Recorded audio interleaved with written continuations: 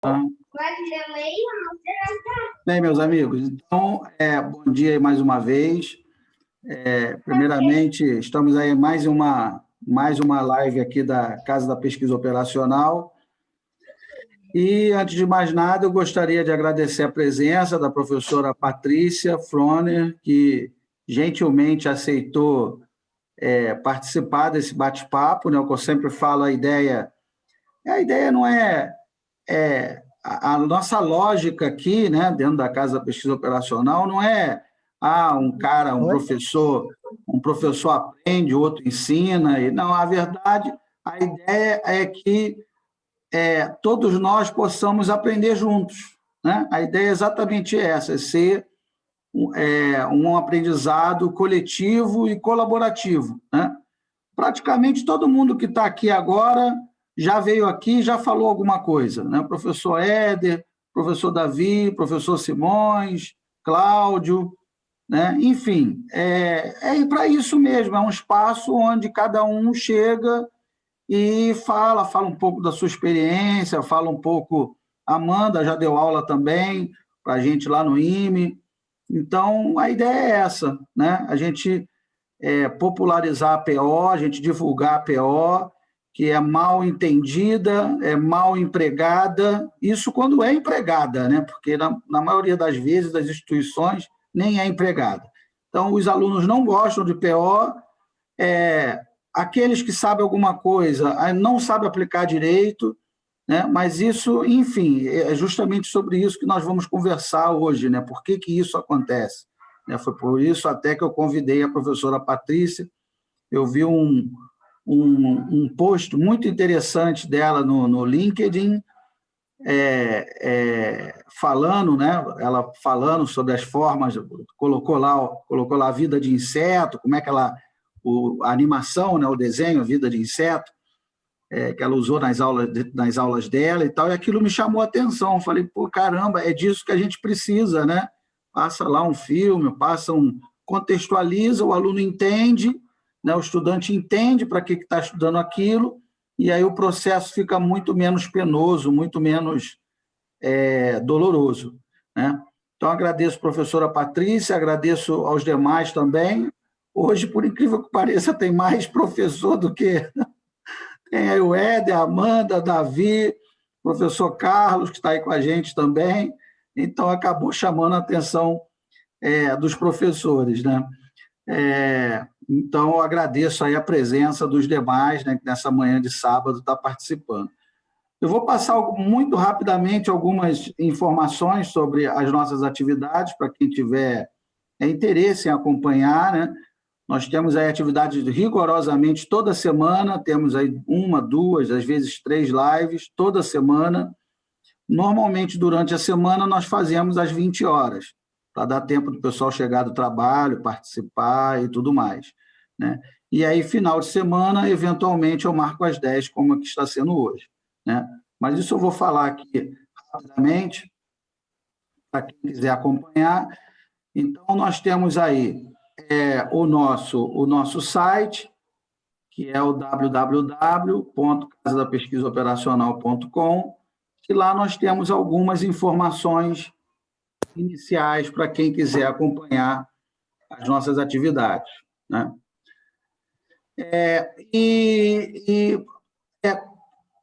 Periodicamente, organizo uma semana, como se fosse uma semana de imersão, né, em pesquisa operacional. Então, assim, toda semana nós temos as nossas lives, né, uma ou duas ou 3 lives, mas uma vez no mês, ou mês sim, mês não, eu organizo uma semana da pesquisa operacional. E aí, cada dia eu faço questão de trabalharmos um tema ou um método diferente, justamente para dar uma visão abrangente sobre a pesquisa operacional, né? Para que as pessoas não fiquem com aquela visão limitada que pesquisa operacional é o método simplex, que, naturalmente, é uma das primeiras coisas que a gente aprende em PO é programação linear, né? Então, acaba que a maioria, assim, quem não conhece PO, acha que PO é PL, né? E não é. O escopo da PO é muito mais abrangente, né? Então, por exemplo, nessa segunda semana da PO, foi em dezembro do ano passado, o Miguel falou sobre o método Prometer 2, depois o Vitor Rosenberg falou sobre aplicações da PO na área de saúde, que ele trabalha na área de saúde. O professor Éder falou sobre PO, inteligência artificial. Depois o Alexandre falou sobre desenvolvimento de sistemas de apoio à decisão, e aí falou sobre Python e como é que se desenvolve um sistema de apoio à decisão.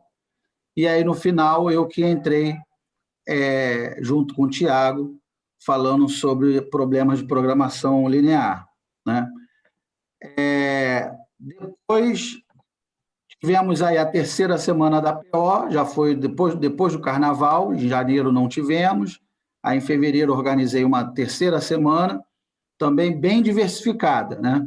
O Igor, na segunda-feira, falou sobre análise envoltória de dados, depois o Antônio já foi mais para a área de ciência de dados, né? Falou sobre o método ModTree. Aí o Lucas falou sobre o método Macbeth. Depois o Baldini falou sobre inteligência artificiais, conjuntos nebulosos e redes neurais. E aí eu fechei a semana falando sobre as 6 etapas de Rockwell para resolver um problema, né? Para modelar um problema de pesquisa operacional, né? O Edward Rockwell é um pesquisador lá de Monterey, da Naval Postgraduation School, que é muito, na Marinha, é uma referência para a gente. Aí, na quarta semana da PO, o professor Carlos, que está aí presente, fez a abertura, foi um sucesso, né? Mais de 100 pessoas, né? O professor Carlos falou sobre teoria da decisão. Depois, o Lohan falou sobre data mining em PO. Então, observem que eu quero justamente mostrar, né, essa transversalidade, né? Como é que a PO ela é transversal, né? Data mining, inteligência artificial, PO na área de saúde, PO na educação. Quer dizer, eu tento justamente fazer um mix para despertar, né, essa visão nas pessoas. Aí, depois, o professor Rafael Moral, que é pesquisador lá na Irlanda, ele é professor da Maynooth University. A live dele foi até às 17 horas, por causa da diferença de fuso horário, ele teve que ser um pouco mais cedo. O professor Benito, que é o MVP número 1 do Brasil, né, um dos maiores nomes aí do Excel no Brasil, falou sobre programação inteira. E aí eu fechei falando sobre teoria dos grafos, né?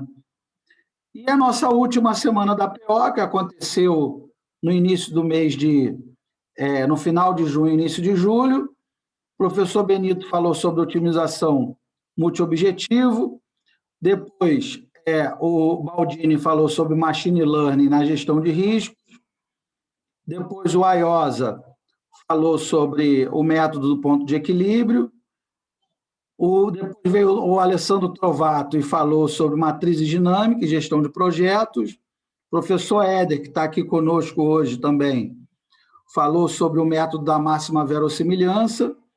E, no final, o Fábio Gatti falou sobre a lei de Newcomb-Benford na detecção de fraudes. Então, vejam que os métodos, as ferramentas, as aplicações são muito variadas, né? São muito diversas. E aí já temos aí a programação para a nossa próxima semana da PO, sexta semana da PO, vai ser mais uma imersão aí em pesquisa operacional, vai ser no período aí de 2 a, na verdade saiu errado ali, 2 a 6 de agosto, né? E aí, na segunda-feira, o professor Deoclides, lá de Santos, né, em São Paulo, vai falar sobre programação linear. Aí eu separei 5 eixos temáticos, né? Programação linear, apoio multicritério, teoria dos grafos, teoria da decisão e previsão de demanda. Peguei 5 eixos temáticos diferentes e aí cada um vai falar dentro de um eixo temático de um determinado assunto, né?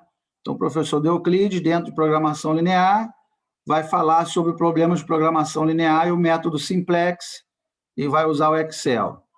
Depois o Miguel vai falar sobre o apoio multicritério à decisão, vai falar sobre o método HP gaussiano utilizando o R. Ele desenvolveu já uma plataforma lá em Shine que calcula todos os resultados do HP gaussiano.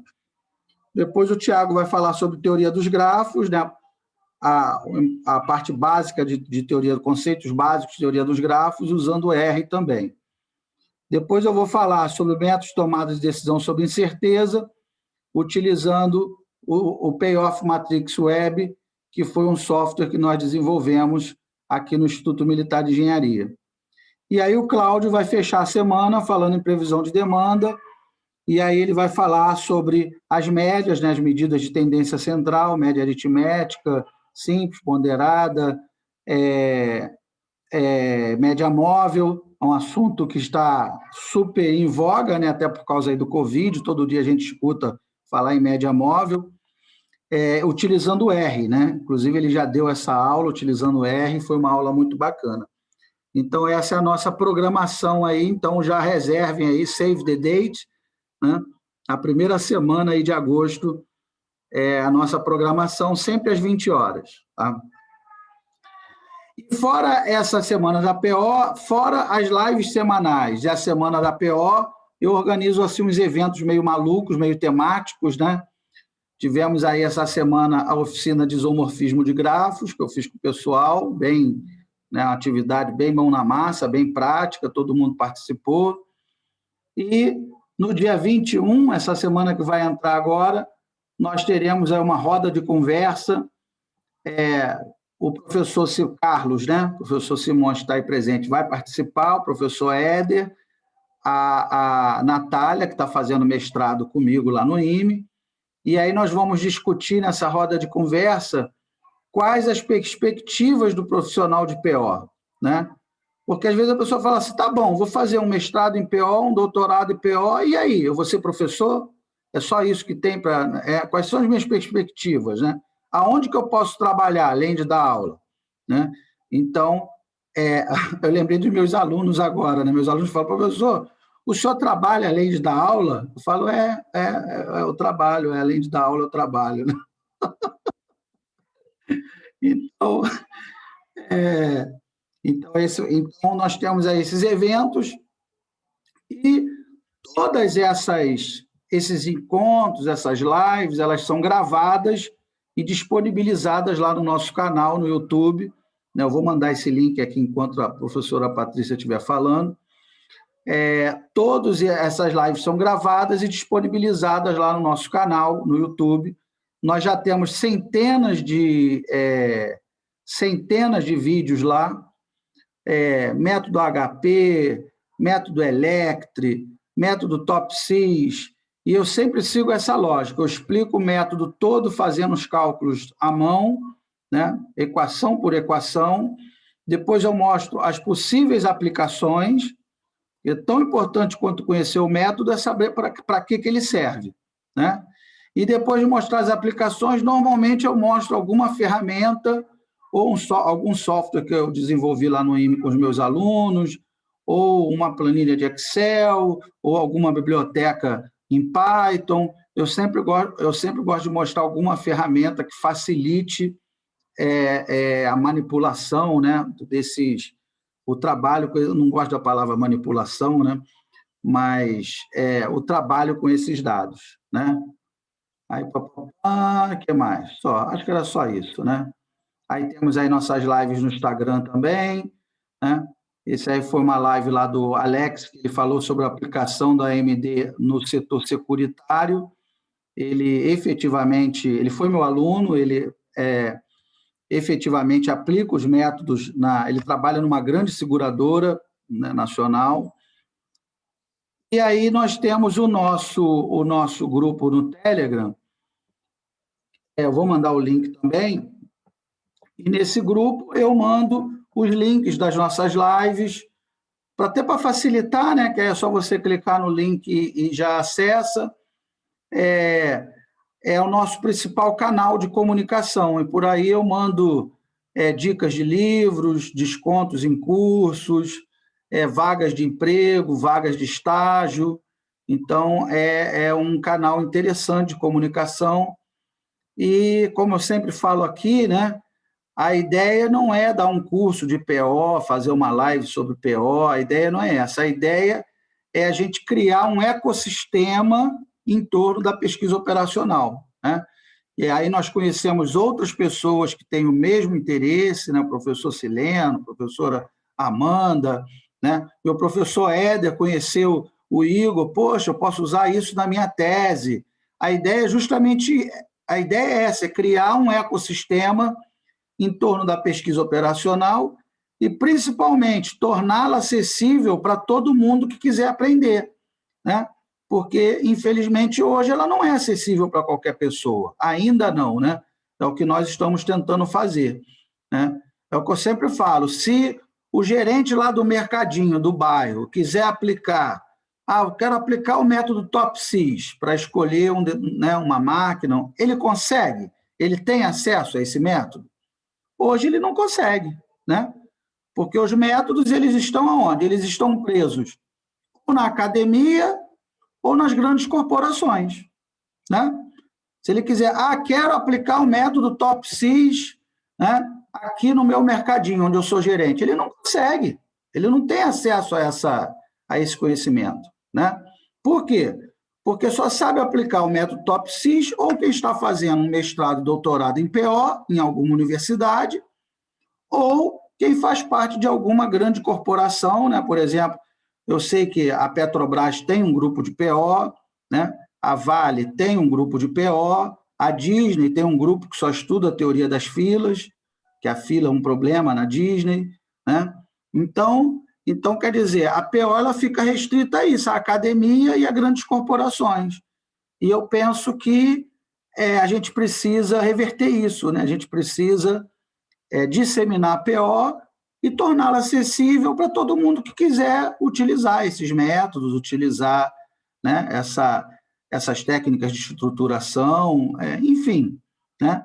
Mas eu não quero usar. Ok, mas está lá disponível. Quem quiser, está lá, né? Então, é isso. Então, é isso que eu tinha para falar. Deixa eu descompartilhar aqui. Então, agora eu vou passar a palavra para a professora Patrícia. Mais uma vez, muito obrigado pela sua disponibilidade. Professora, é um tema de extrema relevância que a senhora vai falar, né? E eu tenho certeza que há vários professores presentes, então eu tenho certeza que esse é um desafio para todos nós, né?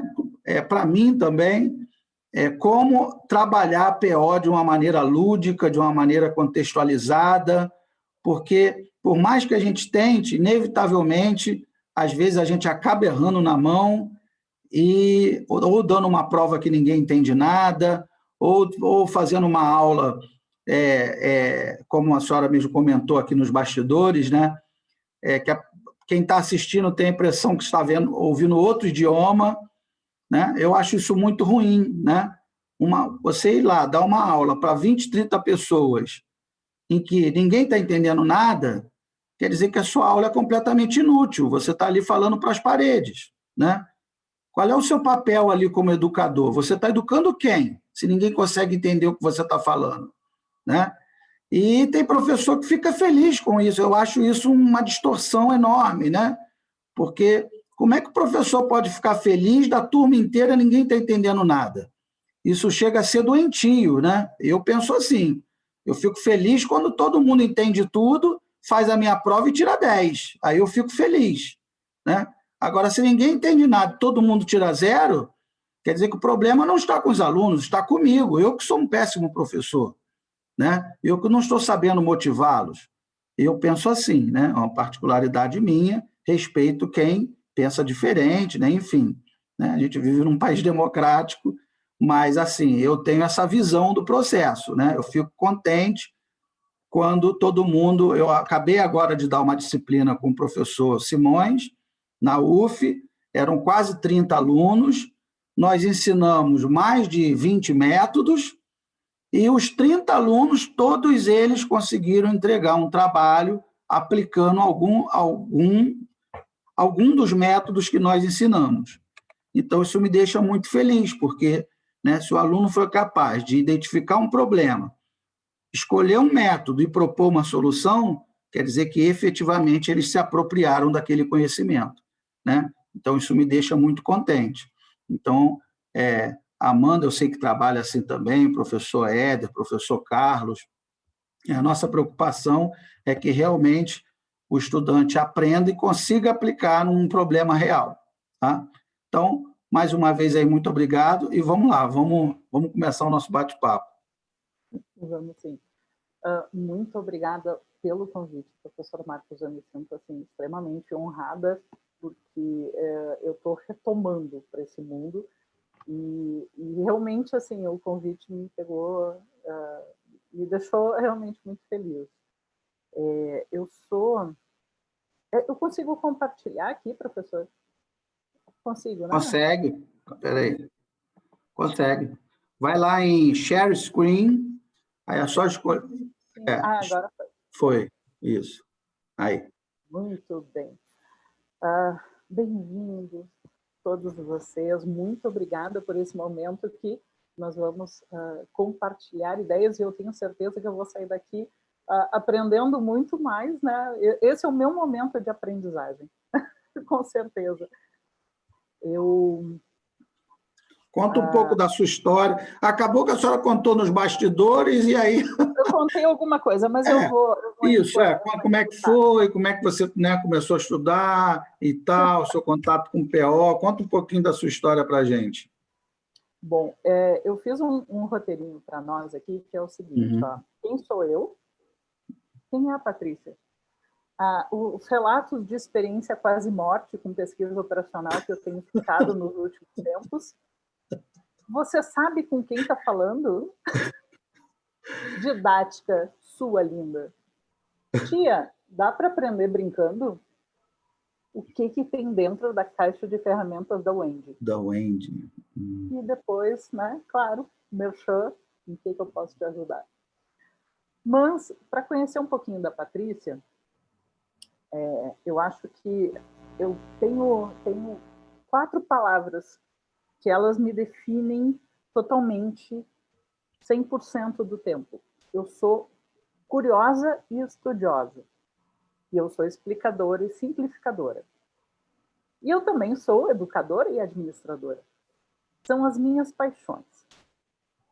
E essas coisas ninguém me tira. Ninguém vai me tirar isso nunca. A curiosidade e a simplificação me trouxe até aqui. E olha que são 32 anos no mercado, trabalhando com tudo que é coisa difícil que vocês podem imaginar. Eu estou docente de administração no Instituto Federal aqui do Rio Grande do Sul. Eu trabalho com os cursos técnicos em administração e com o curso de graduação de processos gerenciais e o curso de análise de sistemas, né? Tem algumas disciplinas ali que nós trabalhamos em conjunto com o pessoal da ADS. E também, né, eu trabalho com cursos abertos e corporativos na área de finanças, gestão do tempo e produtividade, e formação didática para profissionais liberais. Então, aquele advogado que quer montar o seu curso, que quer fazer,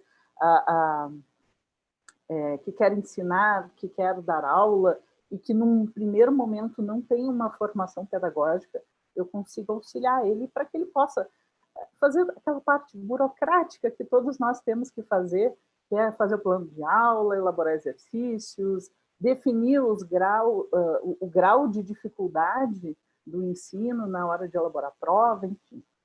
E eu sou uma perdidamente apaixonada por coisas difíceis.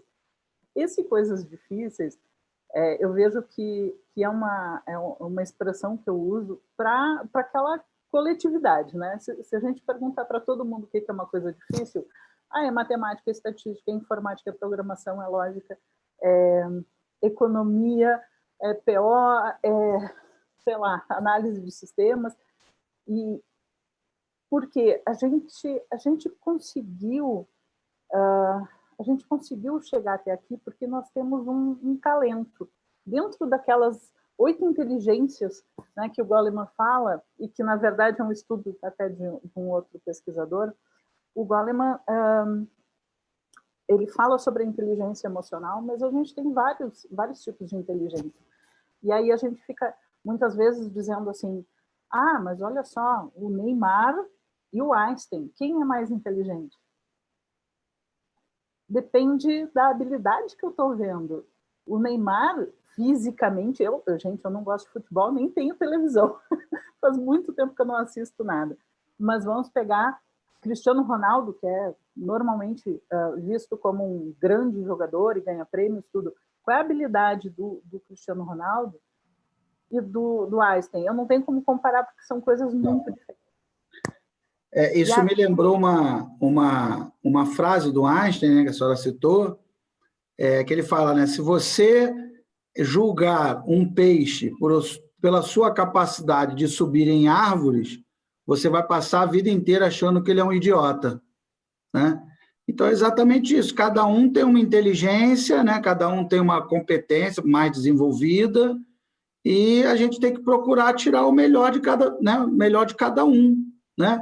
Todo mundo é um gênio, só que a gente tem que saber tirar aquela genialidade de dentro da pessoa. Exatamente. E nem sempre a gente consegue fazer isso tentando fazer a pessoa passar pelo buraco da porta, pelo buraco da fechadura. Às vezes, eu agora no mestrado, né, eu fiz algumas escolhas aí na minha vida e eu só pude fazer um mestrado agora com 46 anos. Às vezes eu sinto assim que eu estou sendo empurrada para passar pelo buraco da fechadura da porta em algumas coisas que eu não tenho tempo para me desenvolver e eu preciso dar um resultado. Então, tem disciplinas que eu disse, ok, D- para mim está ótimo. Principalmente daquelas que eu preciso ler, interpretar e fazer uma análise crítica de um assunto que eu nunca vi na minha vida. Então, tem algumas escolhas que a gente faz, né?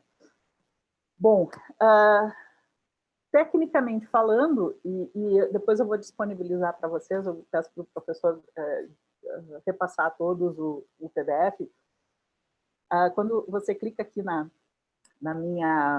no meu avatar, que é o avatar que eu uso para falar de finanças pessoais no LinkedIn, quando você clica ali, você vai para o meu Lattes. A minha formação começa com o curso do Senai, né, que a gente já comentou aqui em aula.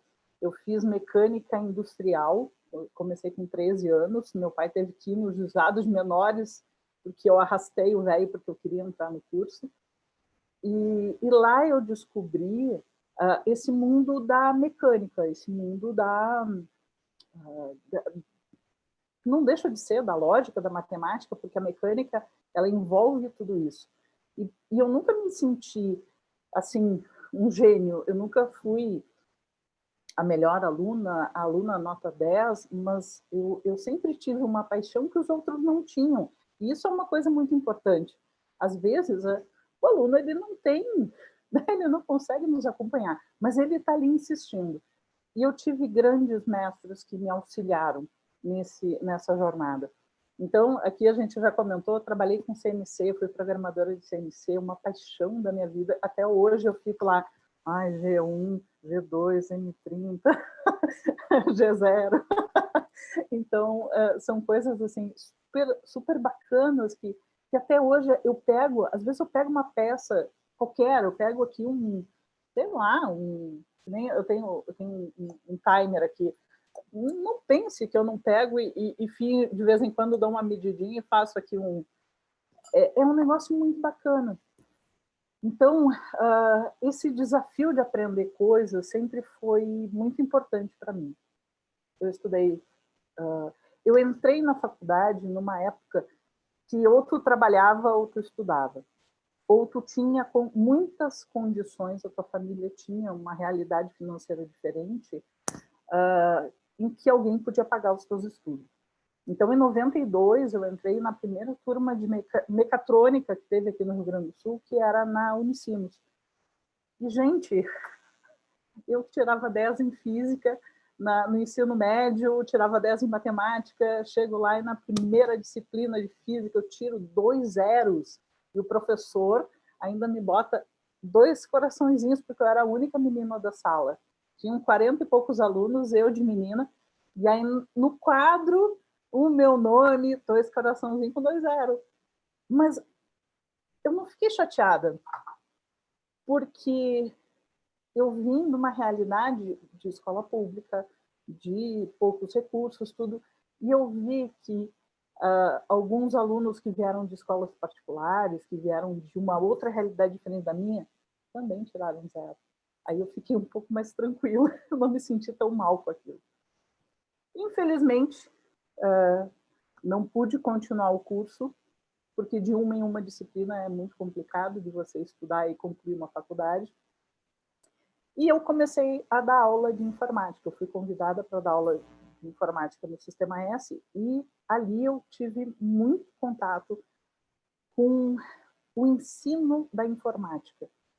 E ali eu vi o quanto é fácil a gente ensinar se a gente conseguir simplificar um pouquinho.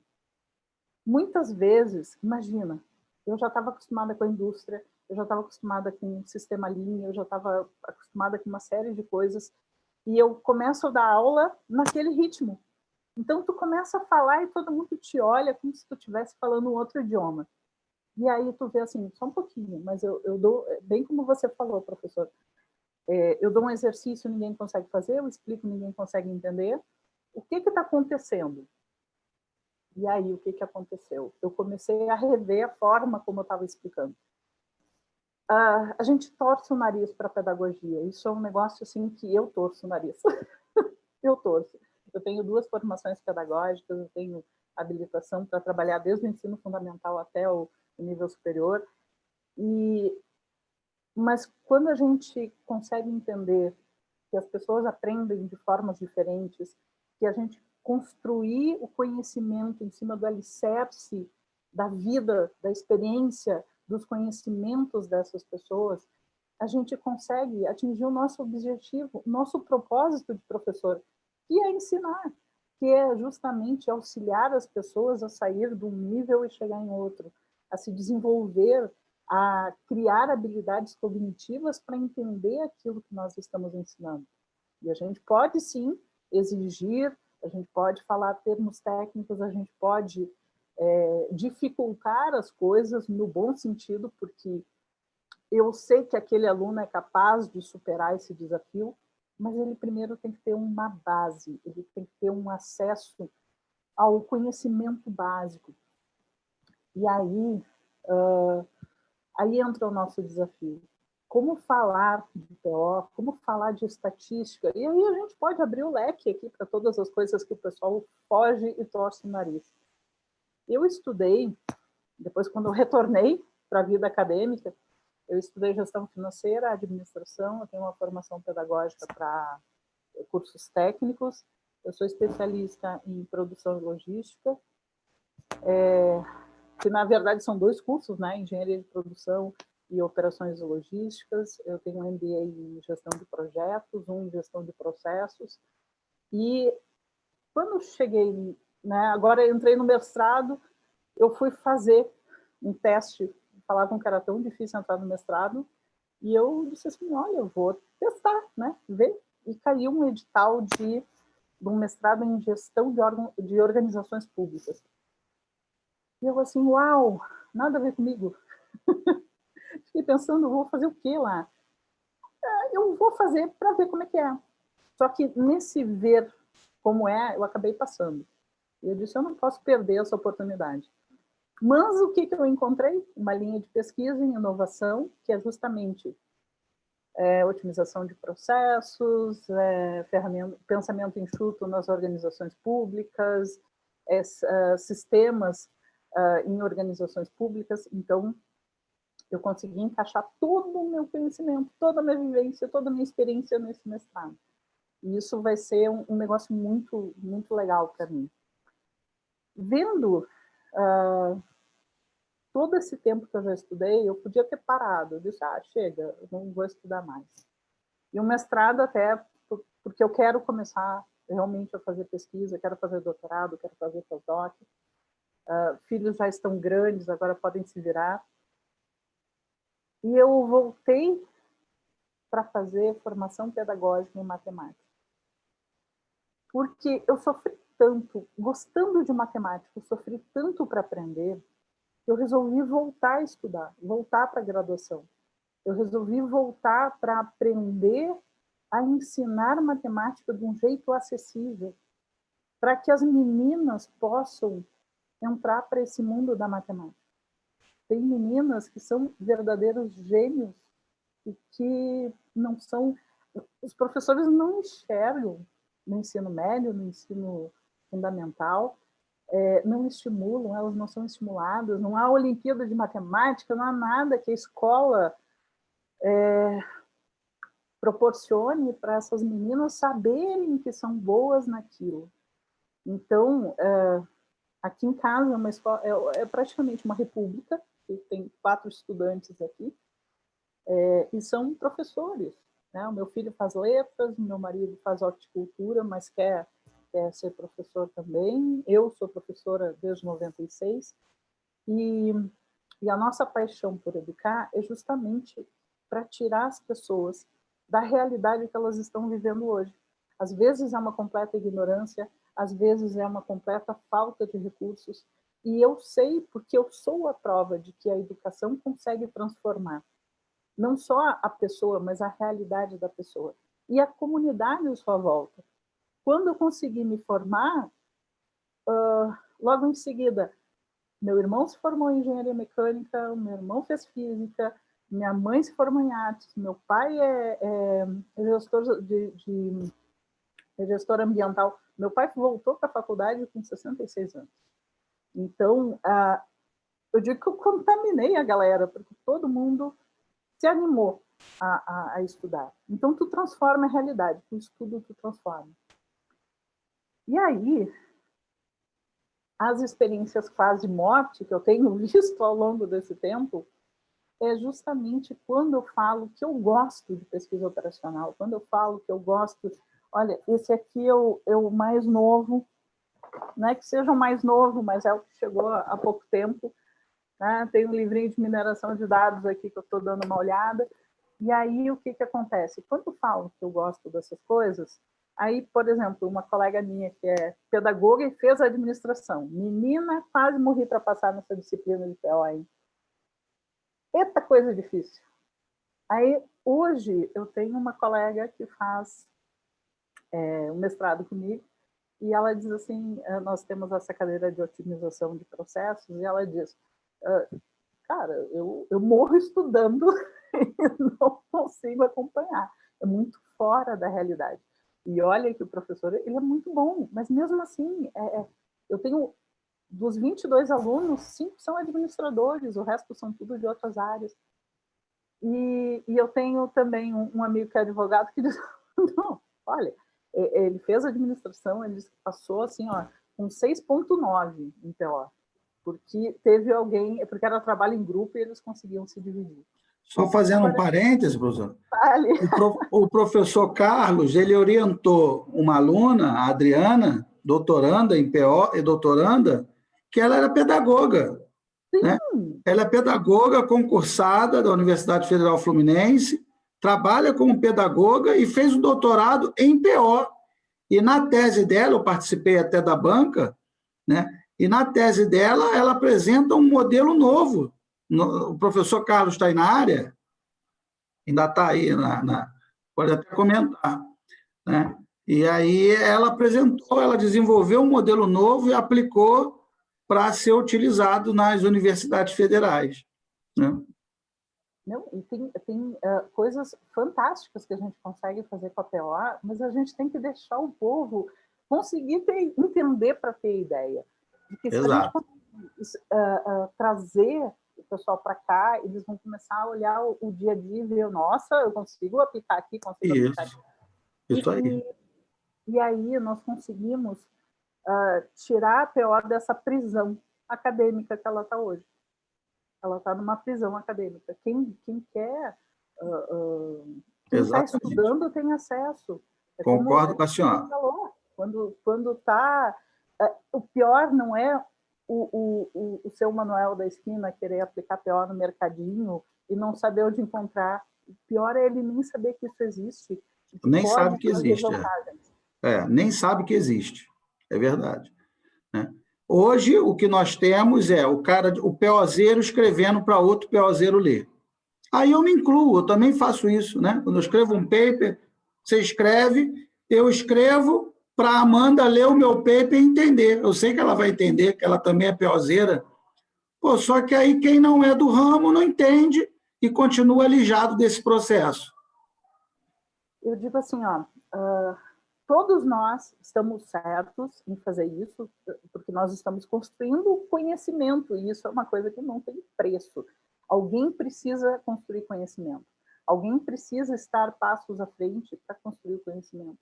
Mas nós temos que ter algumas pessoas que são aliciadoras, que vão lá e simplificam a coisa para que as pessoas tenham interesse. Gostei, agora eu virei aliciador. O Gostei aliciador de PO.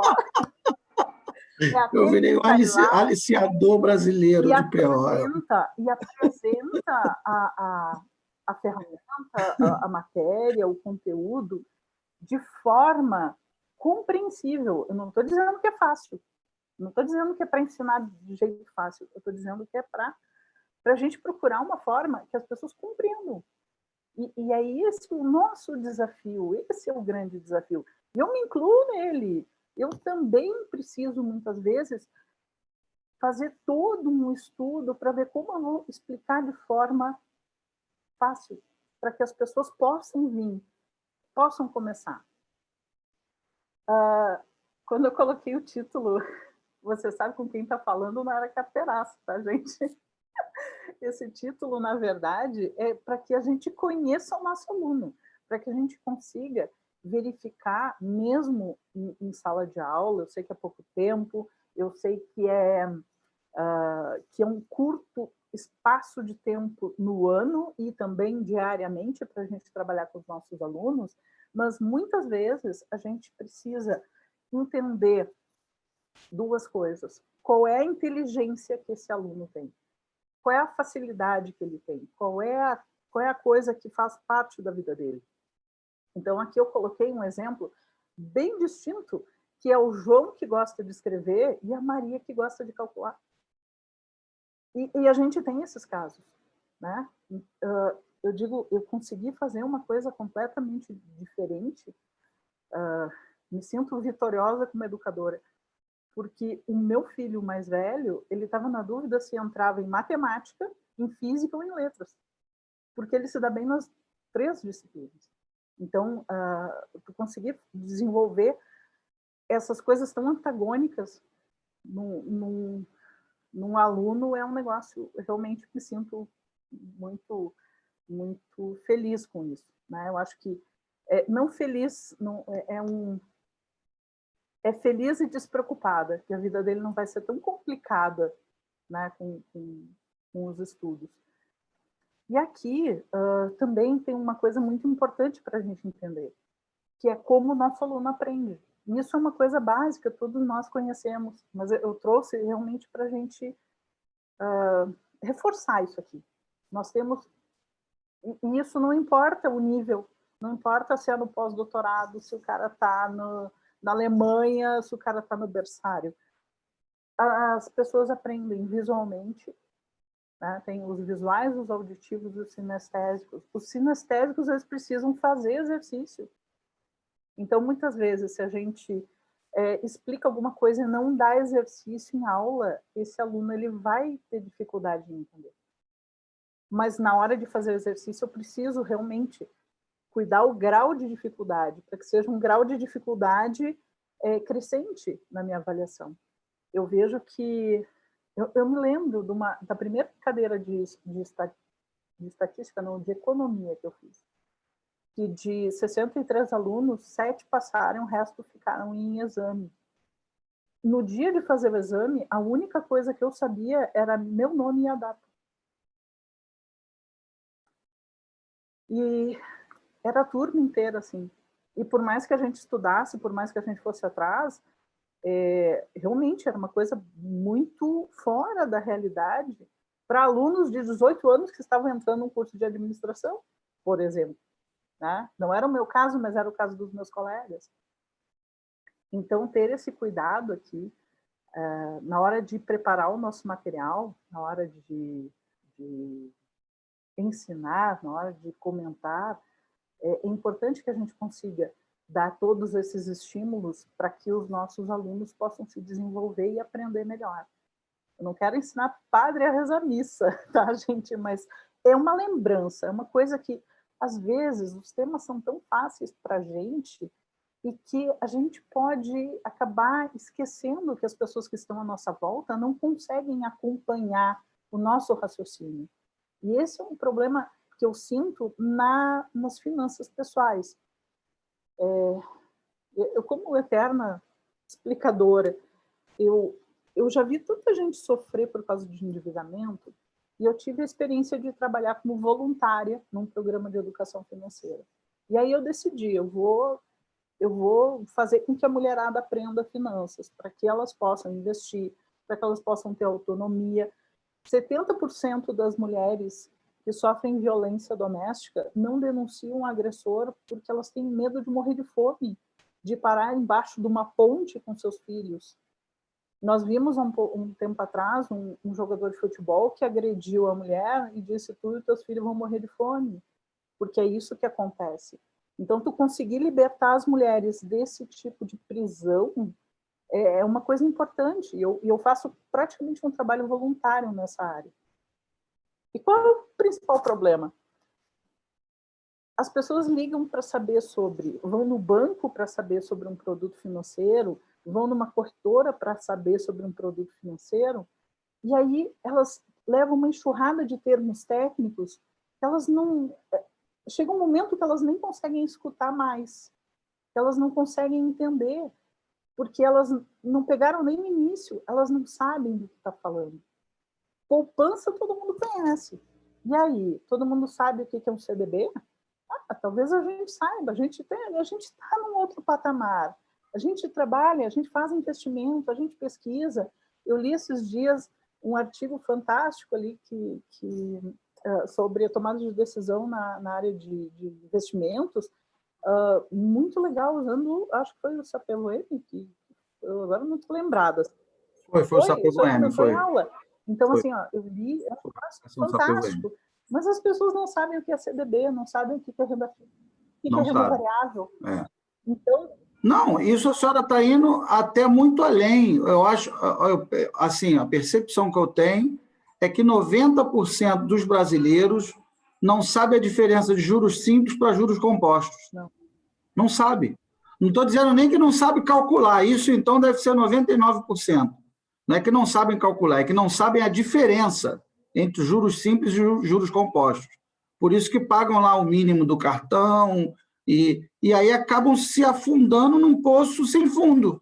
É justamente o que a senhora está falando. E uma das coisas, assim, quais foram as decisões que eu tomei para a minha vida depois de terminar o mestrado? Eu vou voltar para dar aula de matemática, eu vou dar aula para essa galera, eu vou ensinar essa galera a importância da matemática no nosso dia a dia. Eu deixei de trabalhar com investimento, eu podia estar atendendo você sobre investimento, ganhando meu 1, 2% em cima dos investimentos, mas eu fui para o letramento financeiro, que é ensinar a importância das pessoas organizarem o seu dia a dia. Então, não adianta, eu sou uma explicadora e eu não consigo sair disso. Eu digo, é a minha limitação. Eu gosto da base da pirâmide. Se eu vou trabalhar com educação financeira dentro de uma empresa, eu vou para a base operacional, eu vou para o chão de fábrica. Se eu tiver que botar um jaleco, botar um sapato de proteção, prender cabelo e ir para o meio da fábrica para falar nisso, eu vou. Mas não me convida para a diretoria. Não quero.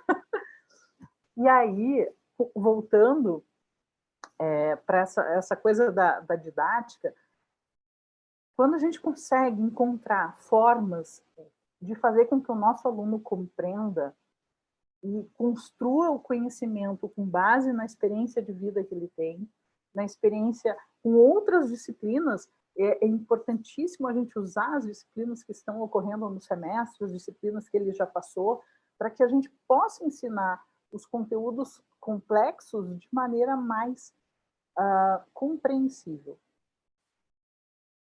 E aí vem o nosso caso aqui, né? Monstros S.A. Quem tem filho já deve ter visto. Quem tem filho, sobrinho, ou até mesmo quem gosta muito de desenho, eu sou da turma Eu sou meio nerd, tenho uma prateleira cheia de mangá nos fundos, e sou meio otaku. Mas, assim, por que Monstros S.A. está aqui? Porque eu consegui desenvolver toda uma forma de ensinar para adolescentes de 13 e 14 anos sobre produção usando esse desenho. Então, aqui a gente pode trabalhar com linha de produção, com arranjo fabril, a gente pode trabalhar com meta, a gente pode trabalhar com capacidade produtiva, a gente pode trabalhar em equipe, liderança, com um monte de temas. E todos eles já viram esse desenho. Depois que eles compreenderam o que é, o que é bater meta? Lá no fundo, onde tem aquele M do monstro, e tem o logotipo, tem um placar. E todo dia aquele placar é atualizado. Por quê? Porque todo monstro tem uma meta a cumprir. E aí você começa a ver assim, ó, por exemplo, quem seria, né, Sullivan, quem seria o zoiudinho da mamãe? Você tem a diferença da hierarquia. Você tem a base operacional, você tem a base técnica, né? Você tem o nível técnico, e ainda tem eu esqueci o nome do diretor da empresa, que tu tem um nível estratégico. E aí você consegue trabalhar com essas coisas, com coisas que eles conhecem. E aí, qual será o conteúdo? Que conteúdo eu ensinei com Vidas de Inseto? E engraçado, Patrícia, você está falando da questão do nível estratégico, né? Engraçado no Monstros S.A. é a mudança de estratégia da empresa, né? Porque ela tinha uma estratégia de que o susto alimentava as baterias. E aí, ao perceber que a risada alimentava muito, muito mais, né? A indústria rapidamente mudou de estratégia, né? Deixou de ser o susto e passou a ser a risada das crianças, né? Quer dizer, a estratégia foi top-down, né? Foi lá no alto nível, mudou a estratégia da empresa. Aliás, eu estou para te dizer que foi bottom-up. Foi. Porque foram eles que descobriram e implantaram. É verdade, por acaso, né? A criança começou a rir, né? É verdade. E eles notaram que o riso dava mais resultado. E aí tem um monte de trabalhos que a gente pode desenvolver, que a colaboração, justamente essa tomada de decisão bottom-up, top-down. A gente pode trabalhar com a ética, né? Porque tinha lá quem dava um jeitinho para bater meta, tudo. Então, nossa, é riquíssimo trabalhar. Só que aí vocês vão perguntar assim, Patrícia, você estava trabalhando com crianças de 13, 14 anos? É verdade. E engraçado que assim... O que eu faço na faculdade com um magrão lá de 40 anos? Eu estou lembrando... Você falou, estou lembrando, né, que realmente, por acaso, um dos monstros era engraçado e a criança começou a rir. E aí, quer dizer, a empresa ela precisa ter um meio, né, dessa informação subir e chegar no nível estratégico, né? Em muitas organizações você não consegue. Os funcionários têm uma ideia inovadora, né? Compreende ali a dinâmica do chão de fábrica, mas essa informação não consegue subir, né? Ele não há um mecanismo interno que permita que isso suba e chegue até a diretoria, né? E ali no caso do desenho chegou, né? Chegou e baseado no chão de fábrica a companhia mudou totalmente a estratégia dela. Foi isso mesmo. E uma coisa assim, que eu digo assim, eu estou velha já, né? Porque eu sou do tempo dos grupos de CCQ.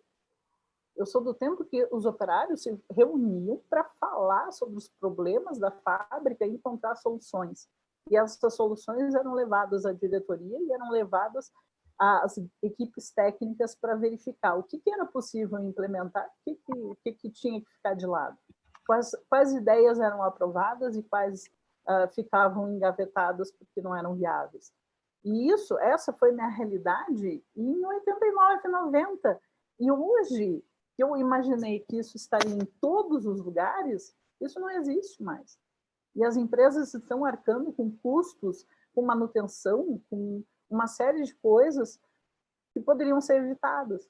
E aí a gente vê grandes empresas, como a GE, como a Scania, tudo, que adotaram esses projetos de melhoria contínua agora há pouco tempo. E aí eu fico pensando, gente, coisa básica, grupo de CCQ reúne, não tem uma hora de produção, não vale o que essa gente consegue reunir de informação, de problema e de solução. Não tem. Aquele próprio círculo da qualidade, né? Há quantos anos que é conhecido o círculo da qualidade? Né? Sei lá, 50 anos, né? Enfim, mas muita empresa não usa, para muita empresa isso é uma novidade. É uma novidade. E aí eu que sou apaixonada por Lean, vejo esse desenho onde as coisas acontecem no chão de fábrica, nossa, eu digo, quando eu tiver que fazer algum trabalho sobre Lean, é isso aqui que eu uso.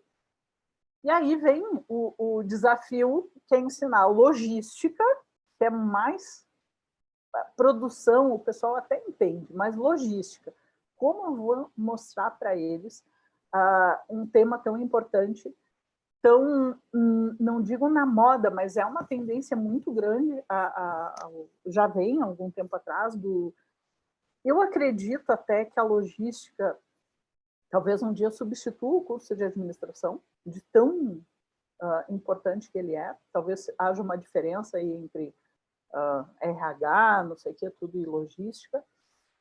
E aqui, o que acontece? Eu tenho supervisores, eu tenho as formigas que estão trabalhando, carregando, fazendo estoque, fazendo transporte de alimentos.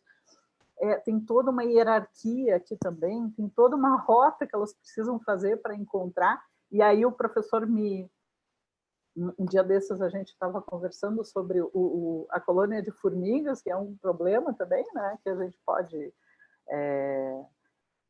trabalhar em sala de aula com desenho, com tudo. E eu acho muito Lean, se chama Flick, a formiguinha, né? Tem um personagem ali que ele é inventor e que ele não se acomoda, ele não gosta de fazer o que todo mundo faz. Então, também tem isso, né? Essa resistência, essa coisa cultural, que muitas vezes é a resistência que as pessoas têm ao novo, o quanto, muitas vezes, quem faz diferente acaba sendo deixado de lado dentro da empresa, porque está sempre inventando moda, e é justamente esses que têm a solução para os nossos problemas. Os problemas da empresa é justamente as pessoas que tiram a gente da zona de conforto, que é uma coisa que a gente precisa fazer. Se a gente está no quentinho, se a gente está na zona de conforto, a gente está com problema. Né? Se a gente está muito acomodado, estamos aí precisando rever os nossos conceitos. Então, realmente, assim, eu acho muito legal onde é que eu entrei aqui para variar, né? Já tinha que entrar em algum lugar diferente aqui e me perdi. Aquele desenho B-Movie também é muito legal, né? B-Movie. Sim. Né? Tem várias opções muito, muito legais para a gente trabalhar. Tia, dá para aprender brincando? Dá para a gente aprender brincando e dá para a gente ensinar brincando. Coisa séria. Aprender brincando, coisa séria. Dá para aprender brincando, ensinar brincando, coisa séria. É coisa séria. E, na verdade, assim, eu vejo que são técnicas que a gente usa. A gente não está... Infelizmente, nós não vamos brincar, porque nós vamos desenvolver técnicas, nós vamos fazer análise dos resultados, nós vamos desenvolver novas formas de explicar, novas formas de ensinar. Então, o nosso papel é muito técnico, mas eles podem brincar um pouquinho, eles podem, pelo menos o início pode ser divertido, não precisa ser uma coisa muito difícil. Algumas técnicas que eu separei aqui, eu costumo usar em aula, tá? Então, o uso de filmes e a experiência do cotidiano. Para vocês terem uma ideia, esses alunos que eu tenho são alunos que moram no interior da Serra Gaúcha. Muitos são filhos de agricultores, outros são agricultores. Eu já tive alunos no curso superior que acordavam às 5 horas da manhã, eles já estavam fazendo colheita, eles já estavam produzindo, plantando, eles já estavam fazendo alguma coisa. Para encarar uma aula na época eu estava dando gestão financeira até às 10h30 da noite, para chegar em casa quase meia-noite. Então, eu preciso auxiliar esse aluno a superar essa etapa, facilitando para ele, facilitando o aprendizado, não dando nota, não, né, eu preciso estimular, manter ele acordado em sala de aula. Então, a gamificação, eu não sei se alguém já usou essa técnica, vocês podem colocar no chat ali quem já usou. A gamificação é uma técnica onde você usa recursos do game, como pontuação, regras. Olha, a partir desse momento as regras são outras, e depois a gente encerra a brincadeira. As recompensas, os desafios, enfim, não é só através de games eletrônicos ou games físicos. Podem ser situações, simulações. Tem várias formas da gente ensinar tudo isso. A sala de aula invertida eu também gosto muito de usar, porque eu proporciono a eles um momento que eles podem fazer uma leitura e entender os conceitos básicos. Aquela coisa, eu não vou para a sala de aula para explicar o que é, não é explicar, eu não vou ler um slide onde eu vou falar sobre um conceito. Se eu colocar um slide, eu gostaria que todos já soubessem o conceito, para que eu possa exemplificar as aplicações, mostrar os desafios, verificar com eles como eles podem aplicar no dia a dia. No meu tema de pesquisa do mestrado, eu tô pesquisando sobre agregação de valor ao aluno universitário. O que ele realmente aproveita da nossa aula? Né? Será que o quanto eu consigo contribuir, gerar valor no meu aluno naquela aula? Será que, né, quais são as coisas que eu preciso, quais são as coisas que ele valoriza? Quais são as coisas que realmente transformam ele e contribuem? Na sala de aula invertida, que é um método usado no mundo inteiro, nada mais é do que você proporcionar leituras para o seu aluno antes de chegar na aula. E quando ele chega na aula, ele vai apresentar seminário, ele vai participar de debate, ele vai fazer uma análise crítica, ele vai fazer exercícios, que é justamente quando ele precisa do professor para orientar se ele está no caminho certo ou não. É diferente do que a gente passar um exercício e depois só dar um errado e um certo. É ali naquele momento que ele tem dúvidas. Então, a sala de aula invertida tem essa proposta. E o ensino por projetos, né? Tem também o ensino por problemas, né? Que são duas coisas semelhantes, mas com alguma diferença. Então, o ensino por projetos, ele acaba agregando outros conhecimentos, né? Então, eu vou trabalhar a pesquisa operacional aplicada na saúde e na educação, eu vou trabalhar com outras temáticas junto. Tem uma integração grande de conhecimento aqui, ele precisa ter essa experiência. E o ensino por problemas é um negócio muito legal, porque a gente pode pegar coisas do dia a dia e, magrão, agora bota PO nesse negócio para resolver. A nossa aula sobre... O professor deu uma aula fantástica ali de como escolher o restaurante usando o saber. Comer um hambúrguer, escolher um hambúrguer. Era o restaurante, o hambúrguer, a escolha do carro. São coisas do dia a dia das pessoas. Todo mundo come hambúrguer, todo mundo compra carro. As pessoas sabem sobre isso. Se elas não compram, elas andam de carro. Elas sabem o que é um carro confortável. Então, eu achei fantástica essa sua aula, porque é um negócio muito simples. E aí é menos uma coisa que eu preciso aprender.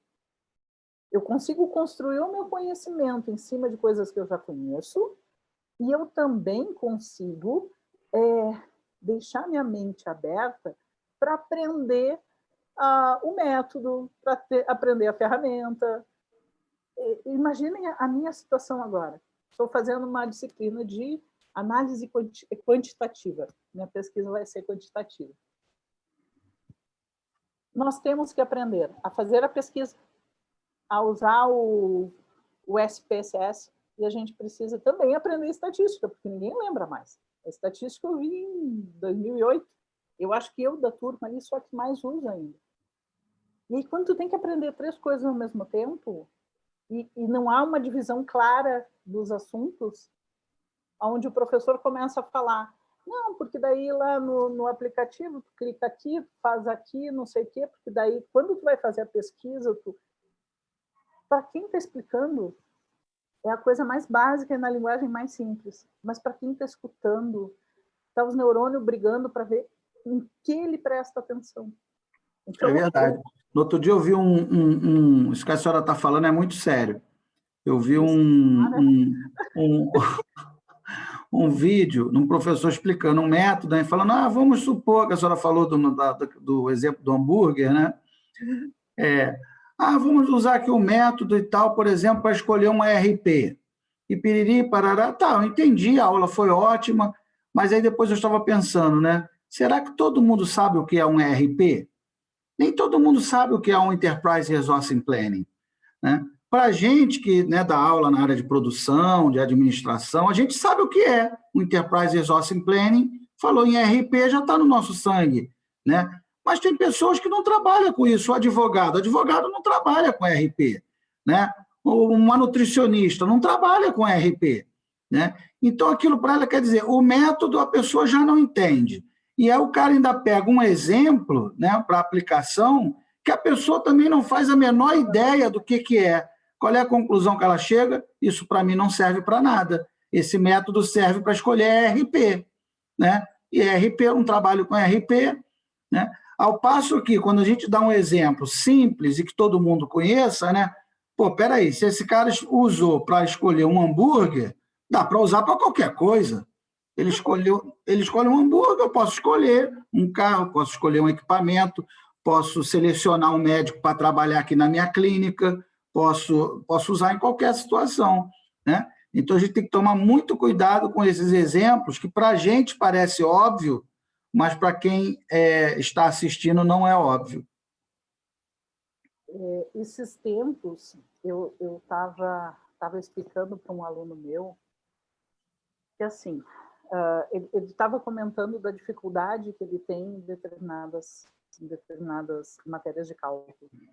E eu estava explicando para ele que não julgue o professor, porque o professor ele trilhou um caminho para chegar até onde ele chegou, que é muito árduo.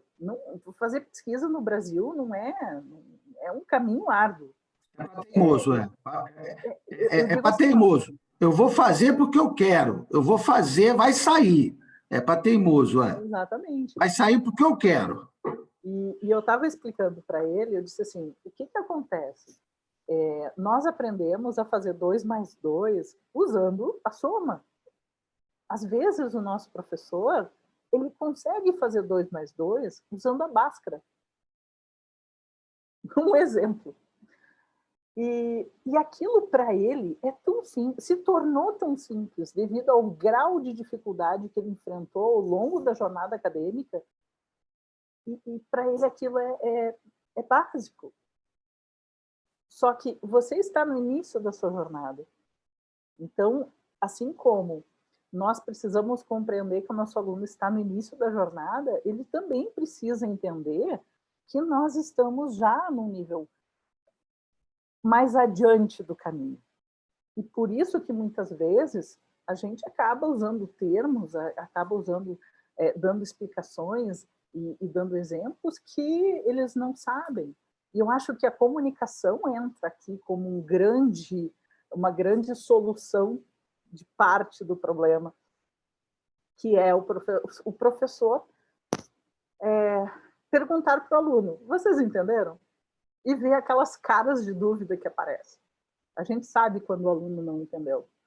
E a gente se propôs a explicar de uma maneira diferente, ou até de pegar esse aluno e dar explicar de uma outra forma, né? Não precisa ser para a turma inteira, mas de alguma forma, nem que seja mandar para ele vídeo do YouTube onde fale do tema de forma mais simplificada. Eu tava vendo aqui sobre a colônia de formigas, eu encontrei um artigo que é assim: meteorística colônia de formigas aplicada a um problema de roteamento de veículo. Tem gente que só vai entender o veículo. Veículo. É verdade. Só sabe o que é o veículo, o resto, que é o veículo. roteamento, meteorística, formiga, né? Veículo e formiga. Formiga é uma boa. Formiga. Formiga, colônia também. Os gringos aqui, a colônia. Então assim, ó, eu posso usar esse artigo em aula? Posso, mas eu vou ter que desdobrar isso aqui. Eu vou ter que simplificar. E isso, eu estou dizendo, não é aluno de mestrado, é aluno de graduação. Eu preciso trazer esse cara para o nosso lado. Ele tem que vir para o lado negro da força. Lado negro. Ele precisa vir aqui, né? Então, essa é a minha proposta, é a gente usar ferramentas que estão disponíveis para que a gente possa trazer as pessoas para o nosso lado, trazer as pessoas, dar oportunidade para elas conhecerem. E tem nutricionista que vai saber usar, tem pedagoga que já fez aí um belíssimo trabalho, mas as pessoas precisam ter oportunidade de conhecer, né, de se interessar pelo tema. Aqui um exemplo da sala de aula invertida. Ao invés de ficar lá explicando em sala de aula e o camarada vai para casa fazer sozinho, ele aprende em casa, ele lê em casa, ele acessa vídeos, ele pesquisa e ele tira as dúvidas em sala de aula. E aí tem uma série de coisas, a gente pode fazer avaliações, trabalhos entre colegas, a gente pode fazer seminários, nossa, dá para inventar muita coisa. Eu tive alunos que falaram, eu disse, aquilo ali foi a maior loucura da minha vida, ainda bem que eu estava no Instituto Federal, porque se fosse numa escola privada, eles tinham me demitido. Eu deixei, eu estava dando aula de aspectos econômicos da gestão e eu queria fazer um seminário, e eu deixei aberto para que eles escolhessem a forma como eles quisessem apresentar, desde que fosse de uma forma simples, de fácil compreensão. Foi um desafio que eu lancei para eles. Então, assim, teve gente que cantou música, teve gente que fez vídeo, que fez era um pessoal que a oferta, demanda, tudo. Então, assim, a pessoa ia na fruteira comprar maçã e a maçã estava ficando cada vez mais cara, até que ela resolve comprar banana. Então, foi um vídeo que explicou de forma tão simples a lei de oferta e demanda, e de escolhas e de produtos substitutos. Eu disse, uau, ok, é isso. Né? Eu dei aula de produção puxada e empurrada usando um game. Então, tinha um game de produção de bolo, desses games que tem no celular, e tinha um outro que era Zumbi Burger, que o zumbi chega na lanchonete e pede um lanche. Então, tem o cachorro quente de dedo, tem o X de cérebro. Eu acho que eu sou um zumbi burger. Todo dia eu quero comer hambúrguer, cara. Eu acho que eu sou um zumbi burger. E ali, o que acontece? O cara tem que produzir conforme a demanda, ou então na fábrica de bolo lá, cheio de bonequinha cor-de-rosa, e vai produzir em série para vender depois. E assim tu consegue explicar. Se eu falar empurrada e puxada, sei lá, um adulto entende, mas uma criança não. Um adolescente. Um adolescente que está em casa porque não pode sair por causa da pandemia. Né?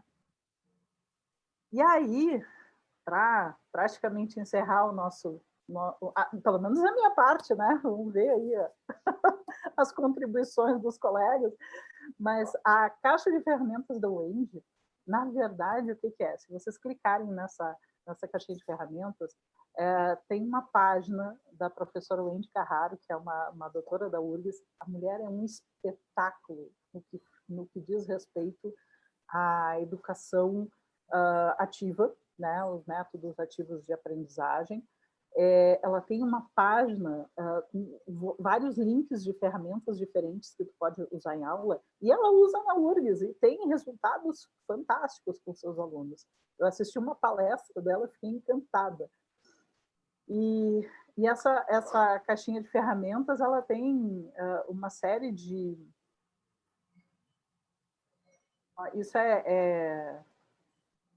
não sei se vai aparecer aqui, gente. É o quê? É um vídeo? Não, não, ele não vai aparecer, porque eu estou compartilhando só essa tela aqui. Ah, tá, Mas, assim, ó, quando você clica, tem a página, tem vários linkzinhos, caixinhas ali, e que são dinâmicas que podem ser usadas em sala de aula, uma coisa assim bem bacana mesmo. E, para encerrar, né, além de agradecer essa oportunidade de falar um pouquinho mais de educação, que é um tema que, para mim, faz toda a diferença, que é o que norteia a minha vida, de levar a educação financeira, de levar a matemática, de levar coisas tão complexas de forma mais simples para as pessoas que estão na base da nossa pirâmide. Né? Eu digo assim, ó, eu não me vejo dando aula num doutorado, num mestrado, eu não me vejo num papel assim tão importante, tão topo da pirâmide, né? Eu me vejo numa escola pública tentando fazer com que as pessoas se apaixonem por matemática, tentando fazer com que as pessoas compreendam a importância da matemática e não digam: quando que eu vou usar isso na minha vida? Tu vai usar todo dia, tu vai usar o resto da vida. Então, eu fico tranquila que tem mestres tão grandes como vocês que estão trabalhando, produzindo conhecimento, gerando conhecimento. Isso não tem preço. Isso não tem preço. Como eu digo assim, ó, vocês estão num nível onde vocês colocam o pé no vazio. Tá? E dali sai uma estrada, dali sai um degrau a mais. Né? Como diz o meu professor de gestão pública, é o estado da arte. E daí todo mundo foi correr para o dicionário para tentar entender o que era o estado da arte. Eu digo assim, não adianta, né? E eu vejo assim, ó, que no mestrado, gente, as pessoas sofrem tanto quanto a graduação, tanto quanto para tudo que é diferente do dia a dia delas. Né? Todo mundo diz assim, tu te dá bem nessa disciplina e tu é a maluca da indústria. Né? É porque eu sou a única da indústria, eu sou a única com experiência profissional em indústria. Então, eu digo assim, não, gente, vamos lá que é fácil, né? Vamos lá que eu ajudo. Mas essa é a minha provocação, o meu convite. Né? Vamos trazer mais gente para a PO. Como é que é? Vamos aliciar mais gente. Aliciar, eu gostei. Agora eu virei o aliciador da PO. Até porque, né, PO é o mínimo. Depois vem coisa bem mais pesada. Pois é. Muito bom. Muito obrigado, professor. Bem, e aí? O que temos aí? As experiências. Conta um pouco da sua experiência aí, Éder, com os alunos. Então, mestre, tem histórias hilárias, tem tragédias. Deixa eu ver se ainda está aqui. Deixa eu ver, ainda não está. Não, ele saiu. Entrou um cara aí chamado Mohamed Garib. Falar mal dele. Uhum. Na época, ele era o Mohamedzinho. Mohamedzinho, ele era um aluno que eu conheci em Bimorumbi no 5º semestre. E um dia ele veio me conversar, eu dava aula de estatística aplicada para ele. Ele falou: mestre, eu estou com muita dificuldade de tocar a faculdade de engenharia de produção. Eu precisava que você me auxiliasse esta classe. E eu tenho dificuldade de estatística, né? Tinham outras matérias envolvidas. Eu falei, cara, falei assim, ó, vou ser bem sincero com você, eu não tenho problema nenhum de te ajudar. Só que é assim, né? Mestre, eu preciso falar que eu não tenho uma fama muito boa lá na Anhembi, porque o Benito mostra isso o tempo todo. Falei, então, só que depende do nível de porrada que você aguentar, porque assim, o segredo não é você não errar, o segredo não é você não tomar porrada, o segredo é você tomar porrada e aguentar. Esse é o segredo. Isso aí. É E daí resiliência, é no sexto, resiliência. exatamente. E daí no sexto semestre, ele foi meu aluno de pesquisa operacional 1, então tomou mais porrada ainda. E, mestre, há um ano atrás, o Mohamedzinho virou engenheiro Mohamed Garib. E esse cara é um cara que, assim, eu gosto dele que nem filho, e a gente tem uma amizade que com certeza vai durar a vida inteira. Vamos E, trazer ele para PO, cara. Vamos trazer, não opa, deixa não, ele solto. já tô trazendo, mestre, Não deixa ele já veio solto, o não. papo. Iniciador entrou em cena. Não deixa ele solto, E não, que senão o outro vai levar, pô. não, com certeza. E É. daí o que acontece, né? Eu tenho esse problema, né? Eu só dei matéria hard na faculdade, né? Então já começa com a história que eu estava brincando com vocês. Eu dou aula no 7º semestre daquela matéria que não passa, que é PO voltada para o modelo estocástico. Então o que aconteceu? Ao longo da minha carreira, eu fui desenvolvendo um monte de técnica de didática para conseguir trazer interesse para os alunos. Então, primeira coisa, eu sempre proponho um problema.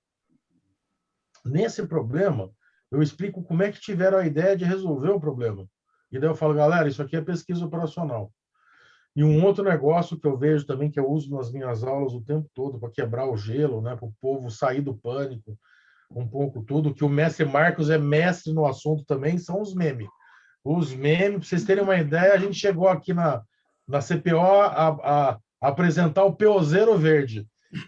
E isso daí é um monte de técnica de PO que ajuda, né, de didática, né, que ajuda a gente a explicar disciplinas muito complexas, que nem, por exemplo, a 5ª semana da pesquisa operacional, a gente brincou lá que era o Apocalipse Excel, que a gente veio trazer só coisa nível hard que o Apocalíptica, pessoal... só modelo apocalíptico.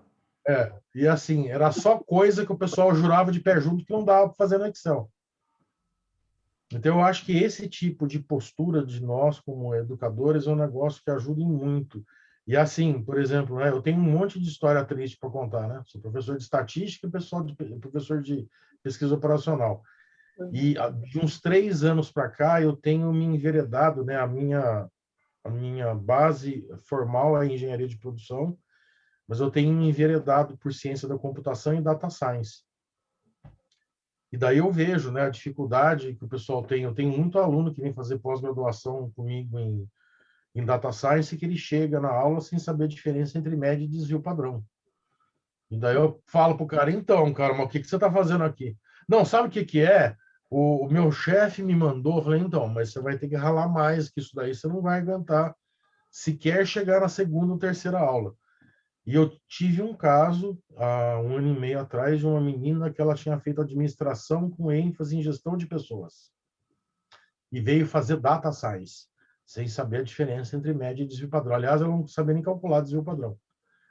E ela se formou brilhantemente, assim, ela correu atrás de tudo, né? Eu dei um monte de dica para ela, passei um monte de material adicional, dei uma boa conduzida e ela passou com, eu não lembro, acho que com 9,5 de média na matéria. Então, isso mostra que a postura que o professor adota em termos de didática é um negócio muito importante para a formação do aluno. E eu tive um monte de professor de pesquisa operacional, por exemplo, que ele falava, bom dia, então, vamos olhar aqui a matriz de coeficientes R e J. Cara, daí, assim, quem não dorme sai da sala. Esse é o grande problema. E a gente tem que transformar. Mas você está rindo, você sabe que eu estou falando a mais pura verdade. Aconteceu com você também. Então, assim, você transformar as coisas, né? Eu acho que uma das grandes técnicas que a gente tem didáticas é deixar a aula lúdica, que é o que você comenta aí o tempo todo, né? Por exemplo, eu brinco todo, né? Que assim, eu falo para a galera, a gente vai aumentando o nível das drogas, né? você começa fumando um lá em estatística básica. Quando você chega em simulação, por exemplo, você está tomando chá de sapo, que é o que eu falo aqui na Casa da Pesquisa Operacional o tempo todo, porque chá de cogumelo não é mais suficiente para a gente. É fraco, chá de cogumelo é fraco, é. Então, esse tipo de coisa que a gente precisa fazer ao longo das nossas aulas, né? A gente transformar o nosso ensino de uma forma mais lúdica. Já quase dei aula em Klingon uma vez, né? Eu tive um monte de namorada japonesa, então teve períodos aí na minha vida que eu quase falava japonês fluente. Então, as minhas aulas de Lean, por exemplo, eu esbanjo o que sobrou do meu japonês, né? E por aí vai, mas esse toque que você tem de trazer a atenção dos alunos para você, e é o que eu brinco, né? O professor Éder virou um personagem, né? Que eu me sinto assim no palco e eu tenho que trazer a atenção do pessoal para mim, principalmente para o pessoal entender e o pessoal não dormir, para o pessoal não quebrar aquela conexão que tem em termos de interesse com a matéria. E eu consegui, por exemplo, pegar uma matéria que reprovava 80% dos alunos e a última aula daquela matéria que não passa, acho que 7% reprovaram. Então, eu acho que esse monte de técnica é um negócio que funciona muito. É um desafio. Até para fazer um apontamento sobre a sua fala, professor. Eu vejo assim, nós precisamos ter professores que nos desafiam. E foi isso que você fez com seus alunos, né? A sua fala deixa bem claro. Eu não estou facilitando para ninguém. Eu estou estimulando, cara. Eu estou estimulando. E aí, o que eu tenho passado hoje, né? Eu tenho uma certa dificuldade nesse negócio de escrever texto, ainda mais com coisas que não são do meu dia a dia. E eu tenho uma cadeira de gestão pública. O professor é fantástico, rodou o mundo inteiro, aquela coisa toda. E ele, muitas vezes, nos manda, assim, por semana, 5, 6 artigos, alguns em inglês, enfim, né? Tranquilo. Daí você pensa, mestrado é isso. Só que nós temos mais 5 disciplinas, e os outros também fazem isso. E eu trabalho 40 horas como professor. Então, às vezes, é das 7 da manhã às 23 horas, até a hora que eu termino, é sábado e domingo, enfim. E eles sempre dizem em aula o seguinte: mestrado é uma escolha, desistir é uma opção.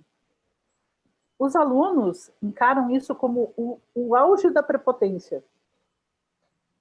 Para mim, toda vez que eu pensei, o que eu estou fazendo aqui? Para que eu estou fazendo mestrado? Para quê? Né? Enfim. Aí eu fico pensando, não, mas só um pouquinho. Eu quero chegar ao doutorado. Eu quero percorrer essa trilha. E eu abri mão de muita coisa para chegar até aqui. Então, desistir é uma opção, mas é uma opção que eu não quero. E quando tu tem um professor que vai lá e diz, olha, vai ser porrada, eu vou bater em ti, mas eu vou bater em ti porque eu sei que tu aguenta. E eu sei que nós vamos desenvolver juntos essa capacidade, né, de tu suportar, a tua resiliência. Isso. Esse é o nosso papel. Porque senão, o que acontece? O Magrão vai para a aula, a gente começa a explicar, daqui a pouco, 2, 3 aulas, o Magrão não apareceu. Zap. Está no Zap. Isso quando vai na aula para passar por presença, para tentar passar por presença. Lembrei do Coronel Lopes. Coronel Lopes dá aula comigo lá no IME, né? Aí ele fala que há milênios atrás surgiu o Homo sapiens, que criou a matemática, criou a filosofia, né? Criou a estatística, e que agora surgiu o Homo sapiens.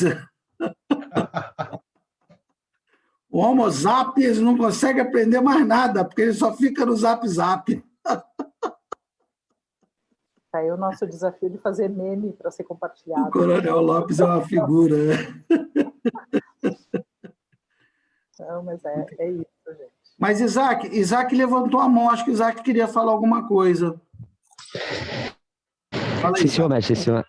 Primeiramente, desculpa aí pelo barulho que eu estou aqui no salão com a patroa. Aí, desculpa o barulho aí, caso o secador tenha fazendo barulho aí, alguma coisa. Primeiramente, professora, poxa, sensacional a aula. Muito obrigado mesmo, porque assim, da forma que a senhora explicou, da forma que a senhora colocou, é muito importante. Eu lá na igreja, eu tenho contato com alguns adolescentes. E adolescente, a senhora bem sabe, muito mais do que eu, tem uma dificuldade muito grande para focar na parte de estudo, focar olhando aquilo como algo bom, produtivo e um crescimento para ele. Ele só acha que só quero jogar videogame, agora com o celular, WhatsApp, eu só quero ficar no celular, WhatsApp, eu só quero ficar na rua, soltando pipa. Então, para conversar com eles é difícil trazer esse entendimento. E como a senhora fez, é notório como a senhora tem a facilidade, a animação e a alegria de dar aula. Então, quando a senhora está explicando a motivação, a alegria que a senhora passa, dá vontade do aluno estar ali prestando atenção. Porque, inclusive agora eu estou fazendo mestrado, e realmente há uma diferença quando o professor, ele tem motivação, ele tem alegria de dar aula, e aquele que está ali só por obrigação. Cumprir Porque eu tabela, né? tive algumas pessoas que já passaram lá atrás, só para cumprir a tabela. Tinha professor, que estava dando aula, e estava dando aula pela aqui, parte virtual, bocejando. Então, assim, estava ali dando aula, aí bocejava, coçava a cabeça, aí apoiava assim, não, porque isso é isso é aquilo. Aí eu Pior que eu olhei sei assim, quem é, pior que eu caraca, sei quem é. Confissões de um sábado de se eu manhã. tivesse Isaac, fica quieto, Isaac. que é uma mera coincidência, qualquer e Semelhança, uma situação qualquer interessante semelhança é porque mera coincidência. qualquer semelhança é mera coincidência. O mestre Ader falou uma coisa bem interessante que é a resiliência. Então é quanto você consegue apanhar, porque tu tá ali, é uma escolha, você sabe que aquilo ali, mas isso é pra gente com uma maturidade. Poxa, eu já tenho uma maturidade, eu tenho uma profissão, eu estou estudando porque eu quero, é uma escolha. Mas para esses jovens, que é namorada, é tudo que é aula. E às vezes eu acredito que a senhora já tenha passado bastante sobre isso, porque eu vivi isso. Quando você é jovem, você fazer o errado é ser legal. Então, faltar a aula, não prestar atenção no professor, o professor falando, você tentar fazer qualquer outra coisa para testar o sistema. Isso é o ser legal, é ser descolado. E eu acho que a senhora, junto com os outros professores que estão na sala aqui, já passaram bastante por isso. Então, eu tenho essa preocupação, porque lá na igreja, eu tenho esse entendimento que não é só a parte espiritual do crescimento do jovem, do adolescente, da criança, mas também a parte profissional. O que eu posso trazer para essas crianças que eles vão tornar-se um profissional, ou vão ter um estudo, vão ter uma forma de se manter lá na frente. Porque alguns também têm, como a senhora falou, sobre escola pública, sobre a dificuldade do ensino. Então, eu converso com eles, eu trago a ele, eu puxo a orelha, mas é aquilo, tem que ter esse jeitinho, essa forma de ensinar, esse jeito como a senhora muito bem explicou, de uma Exortar com forma amor, né? sensacional. Exortar com amor. Também, É, desse jeito. Porque às vezes em casa, mestre, eles não têm. não Às tem. vezes os pais não têm o ensino, às vezes os pais não têm esse carinho, têm Não dão atenção. limite, E às às vezes a vezes não gente dão lá na igreja faz limite. isso aí é um ponto interessante também, alguns não têm limite, e a gente precisa dar esse direcionamento, porque com esse direcionamento a gente traz uma sociedade melhor, um ser humano melhor, um crescimento para aquela pessoa, para a família daquela pessoa também. Eu acho isso muito interessante. Então, professora, muito obrigado. Foi sensacional a aula da senhora. A colocação dos mestres também, de uma forma. Poxa, eu só agradeço. Muito obrigado mesmo. Muito obrigado. Parabéns. Obrigada, Isaac. Muito obrigada. Eu acho que o Isaac me trouxe duas coisas. Deixa eu te confessar, fazer uma confissão no sábado de manhã, tá? Tá gravando, hein? Cuidado, hein? Tá gravando. Essas confissões são perigosas. Eu comecei a dar aula um pouco oficialmente em 96, quando eu passei a trabalhar no Senac, dar aula de informática, de programação, dava aula de C e de lógica de programação. E o que aconteceu foi o seguinte: antes disso eu dava aula de CNC e o primeiro curso que eu fiz foi um de transmissão de dados entre o notebook, que era uma maleta enorme, e a máquina, né? Ou era um index, ou era, enfim, tinha lá várias várias máquinas, Masaki, né, que era um torno lá do Japão, enfim. Então, ali que eu comecei a dar aula e ali que eu vi que era o que eu queria fazer.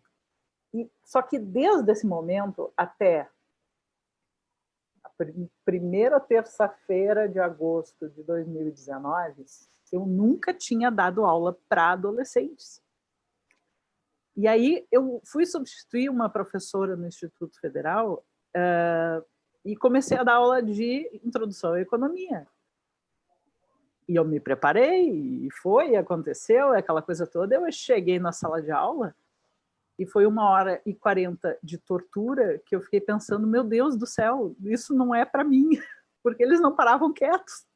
Eu já dei aula para o Exército, para a Aeronáutica, enfim, e aquela coisa assim, uau, a galera, né, comportadinha, e era completamente o oposto.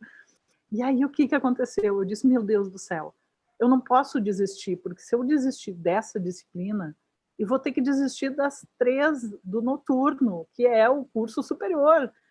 Então eu disse, poxa, né, bônus e ônus, vamos ver o que dá para fazer. E quando eu fui fazer uma retomada do conteúdo, até porque a professora que estava também não era da área de economia, enfim, os alunos queriam mais explicações, tudo, e aí eu fui retomar o conteúdo e em algum momento iluminou a minha cabeça, eu comecei a falar de oferta e demanda e de cotação do dólar usando o PS4. E aí eles pararam para me escutar. É isso aí, professor. Sabe? E aí eu vi que era esse o caminho. Não, então, professor, é assim, ó, transformar o ensino em uma coisa lúdica é o caminho. Eu vou dar uma... Sabe o que me passou pela cabeça quando a gente fez aquela aula sobre a escolha do hambúrguer? Dá para ensinar PO com cartinha de Yu-Gi-Oh! Opa, com certeza. Ué, então, assim, o Thiago estava ensinando o método HP Tops 2N para escolher o Pokémon, pô. Qual o melhor Pokémon para, né, para lutar, para atacar, né? Eu falei, interessante usar o HP Tops 2N. Caraca, mestre. Professor, para você ter uma ideia, nessa semana do Apocalipse Excel, eu trouxe um método pesado de modelagem matemática a nível do doutorado, né? Então eu falei, nossa, o que eu vou fazer daqui no meio da aula? Você tem que dar umas paradas para o povo respirar, né? O que eu vou fazer para chamar a atenção do povo que está dormindo? Ô, mestre, ó, eu vou apresentar 3 slidezinhos assim, que era da palestra. Aí, ó. Uhum. Daí chegou no momento lá, eu falei, meu Deus do céu, nós precisamos fazer um break aqui, né? Daí, o que eu fiz? Estão enxergando a minha tela? Uhum. Então, daí a gente estava lá, nossa, porque a função de variable assume formas diferentes. Eu falei, pessoal, peraí, vamos devagar aí. Mas o que vocês precisam para conseguir fazer isso daí, aplicar esses métodos de PO usando Excel? E daí são os memes padrão, né? Precisa ser Jedi. Né? Isso aqui é uma longa história, tá, professor? Eu não vou passar na história. Mas precisa ser Jedi. Precisa tomar chá de sapo. E daí eu cheguei no ápice do chá de sapo, né? Precisa evocar o Peozeiro Verde. Aí, no dia mais claro, na noite mais escura, os problemas de decisão se sucumbirão quando os poderes da PO com Excel enfrentar. Não precisa ser tudo isso. Mas essas técnicas, professora, chamam a atenção. Isso aí deixa o ensino lúdico.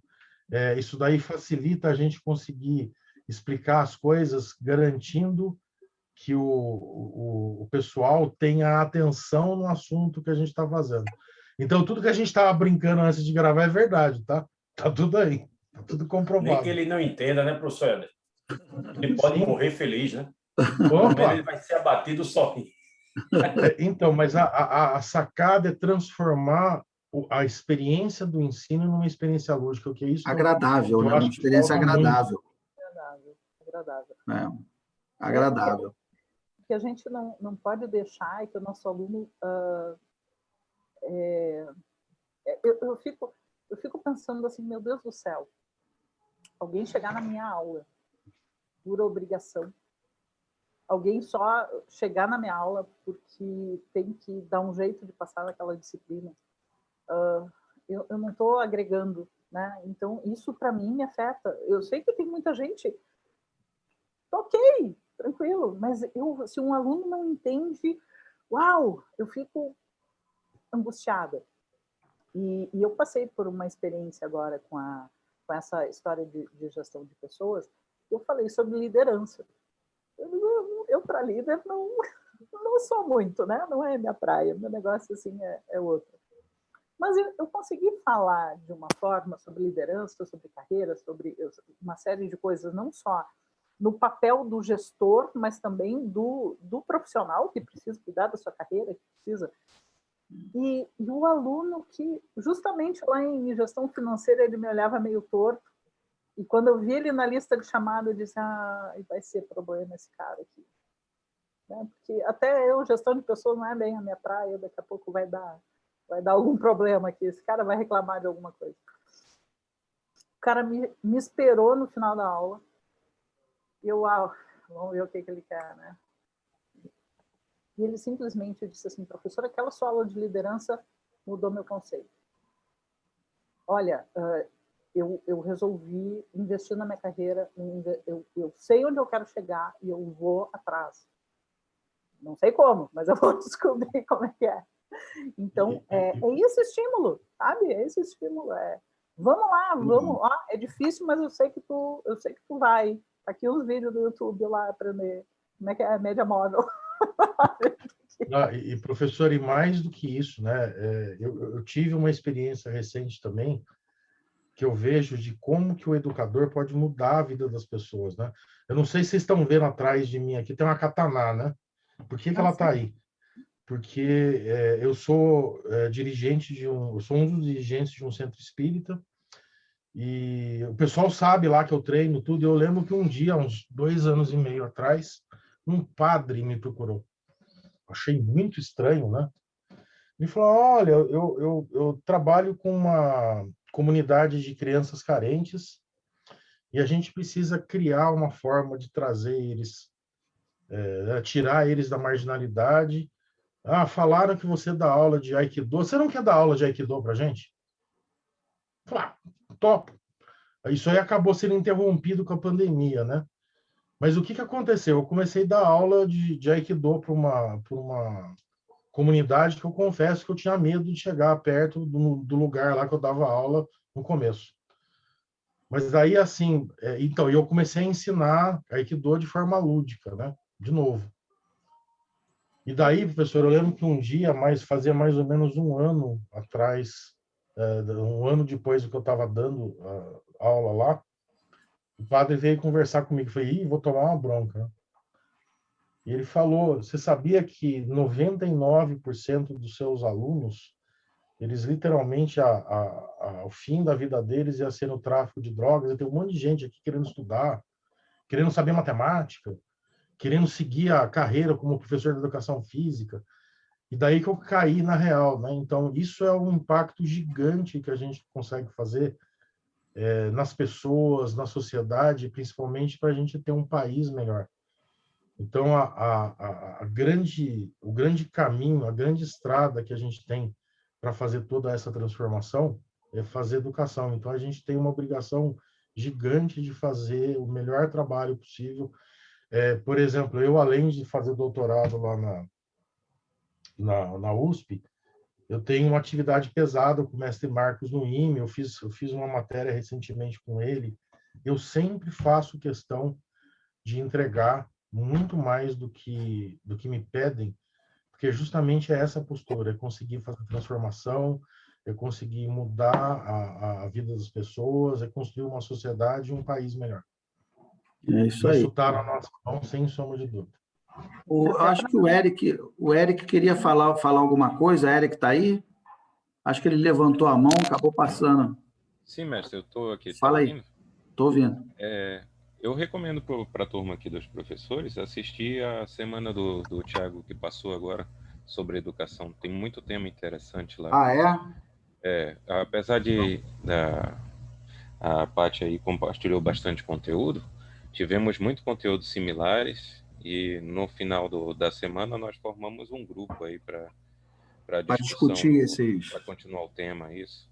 Depois Entendi. o senhor conversa direitinho com o Thiago. Vou dar uma Aí olhada. nós vamos alinhar toda a proposta da área de educação e ver o que a gente consegue gerar de conteúdo. Sim, ótimo, beleza. Obrigado pela dica. Vou compartilhar aqui no grupo a semana toda. Uhum. Não sei se o Thiago já fez a playlist, mas eu coloco o canal aí para o pessoal acompanhar. Eu acho muito legal o que foi produzido lá. Excelente, obrigado pela dica. Professora Amanda, e aí? Fala um pouco aí da sua experiência lá no ITA. Sua experiência lá com seus orientados, como é que é a sua história, a sua relação com a PO e os seus orientados lá? Eu não, assim, a minha experiência, como é só com mais militares, né, dentro do ITA, eu não tenho tanto essa... Isso torna a nossa vida mais fácil, né? Lá no Muito IME é mais fácil. Porque, né? Mas eu sei que a minha didática não é boa, mas quando eu conheci o senhor no pós-doutorado, vejo muito vídeo do professor Éder, e assim, eu fiz processos estocásticos e sistemas estocásticos com o professor Horácio, no INPE. Então, assim, é o papa no assunto. Ele né? Mas, assim, ensinar processos estocásticos e sistemas estocásticos de forma didática é difícil. É uma coisa, assim, surreal, né? E, assim, a aula do professor Éder, a sua aula mesmo, Marcos Santos, para mim é espelho, sabe? Eu me espelho muito em vocês para poder transformar minha aula mais didática. E desde o ano passado eu falei, gente, eu preciso mudar a forma como eu dou aula. Aí eu comecei a fazer licenciatura em matemática. Então, toda não essa sabia. aula... Está fazendo licenciatura? Desde o ano passado, exatamente. Que legal! Então, assim, toda essa parte pedagógica, né, todas essas coisas que a professora apresentou hoje, são coisas que devemos utilizar em nossa aula. Sabe, levar isso para a sala de aula, para o aluno. Outra questão, assim, o professor Helder e o professor Marcos, eles têm paixão pelas aulas, pelo tema. Então, assim, você sente, quando você assiste uma aula deles, a paixão pela aula. Isso passa para o aluno tem muito mais vontade de aprender aquele tema, né? Uma coisa assim...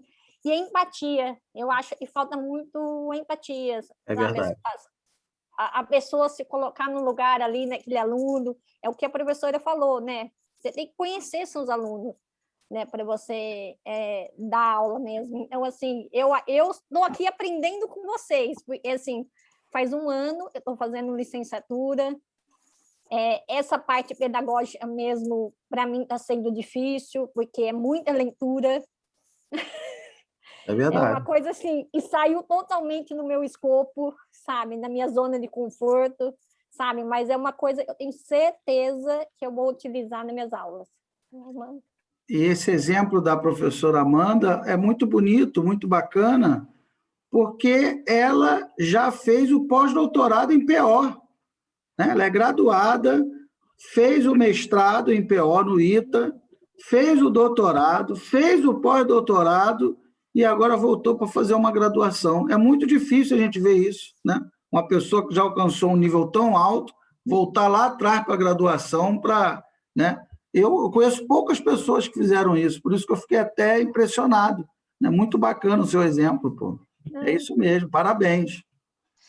Eu tenho que sair da minha zona de conforto de dar aula para militares, que é muito, né? Tudo certinho, eles não vão reclamar, sua aula está ruim. É isso, então, muito bacana. E aí, professor Sileno, e aí, fala um pouco aí da sua experiência com a garotada. Beleza. Professora, parabéns pela aula, excelente explanação dos conteúdos, tá? Eu também, né, conforme conversei com o professor Marcos, eu sou oriundo também do Senai, comecei a carreira docente no Senai, E é aquela questão, né? O aprender fazendo, efetivamente. De todas as experiências que vocês relataram, eu passei uma experiência já no SENAC, que eu também lecionei no SENAC. Através do SENAI, eu fui para a educação superior, e já na educação superior também eu comecei a atuar no SENAC. E existe uma discrepância nas duas instituições, embora sejam do Sistema S. No SENAC, eu trabalhei com uma turma, eu acho que provavelmente algum de vocês já devem ter trabalhado. Eu trabalhei com um aluno Liberdade Assistida. É um padrão fantástico. É um padrão que o aluno ele está lá por uma determinação do juiz e você tem que usar diversos meios, né, para poder cativar esse aluno. Porque a preocupação dele é assinar a lista de presença, porque senão o juiz não vai gostar muito da ausência dele na aula. E o quadro que eu peguei aqui na nossa região foi de alunos, até aluno com homicídio, menino com 13, 14 anos com homicídio assinado. E como que você vai prender a atenção desse aluno? Então, eu comecei a levar recursos tecnológicos, né? Tentei identificar o que cada um tinha de melhor em termos de habilidade e trazia esse pessoal para a aula. Então, a utilização dos recursos tecnológicos, aí, de uma didática já voltada para a realidade deles, possibilitou com que eu conseguisse concluir, né, o curso. Foi muito válido, foi uma experiência bacana, mas realmente é complicado. E pegando aí essa questão já voltada para o Senai, no Senai a gente trabalhava muito o aprender fazendo, a mão na massa, né? Trabalhava lá os recursos tecnológicos, usava muito vídeo, montava uma apresentação lá no Pauta, uma apresentação mais dinâmica para o aluno entender, interagir, e depois a gente já ia para uma oficina praticar. Trabalhava-se muito com a taxonomia de Bloom também, né? Todo o projeto da aula. Então, foi um aprendizado muito, muito bacana, possibilitou. Hoje, eu utilizo isso muito na graduação e em aulas de pós-graduação também. Então, inclusive, tem muito recurso tecnológico aí, que é um tema bacana, que é uma possibilidade de aula, viu, professor Marcos? Para a gente replicar isso. Tem muitos recursos que vão auxiliar os nossos colegas aí no desenvolvimento de suas aulas, de suas práticas. E eu falo, a gente, enquanto docente, a cada dia que passa, a gente aprende mais com os nossos alunos. É uma troca de experiência muito grande, muito válida, viu, professor? Alguém tem mais alguma dúvida? Quer falar mais alguma coisa? Tá tudo bem? O papo, eu sei que o papo está ótimo, né? Mas se deixar... Fala, opa, fala aí. Eu acompanho tanto o seu trabalho que eu estou acompanhando o senhor lá pela Escola de Inteligência, Escola Livre de Inteligência Artificial, já esperando para o cálculo vetorial, dia 19. E segunda-feira eu vou dar uma aula de cálculo vetorial. Então, sábado e domingo eu me dedico à Escola Livre, aí ele acompanhando. Eu vou compartilhar aqui também o link para o pessoal acompanhar. Eu acho muito incrível o trabalho, muito bom. Vai ser segunda-feira, Segunda-feira. Muito bom. Alguém tem mais alguma dúvida? Tudo bem? Eu só queria apresentar alguém. Ó, Cadê? A minha pazinha que eu fiz na ajustagem. Professora, eu tenho uma igual! Eu tenho uma igual! Até hoje, minha mãe falou, ainda bem que você não produziu isso, porque eu só ia vender uma vez só. Olha, eu fiz... Tem 20 anos. Olha, a tua tá novinha ainda, porque eu fiz em 90, a minha tem 30, mais de 30 anos.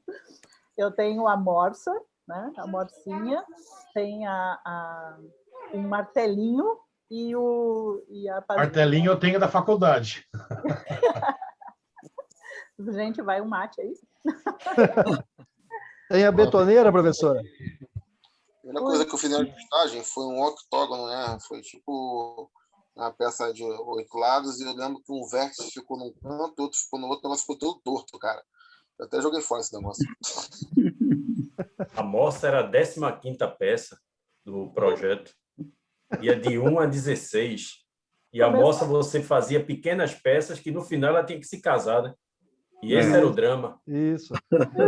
Aqui na unidade, aqui em Votuporanga, eles têm que montar um caminhãozinho, né? Uma betoneira. E cada aula lá, a cada etapa, ele vai aprendendo uma peça, vai desenvolvendo uma peça. No final, o caminhãozinho tem que andar. Se esse caminhão não anda, já começa a depressão, o pessoal chora, vira aquele desespero.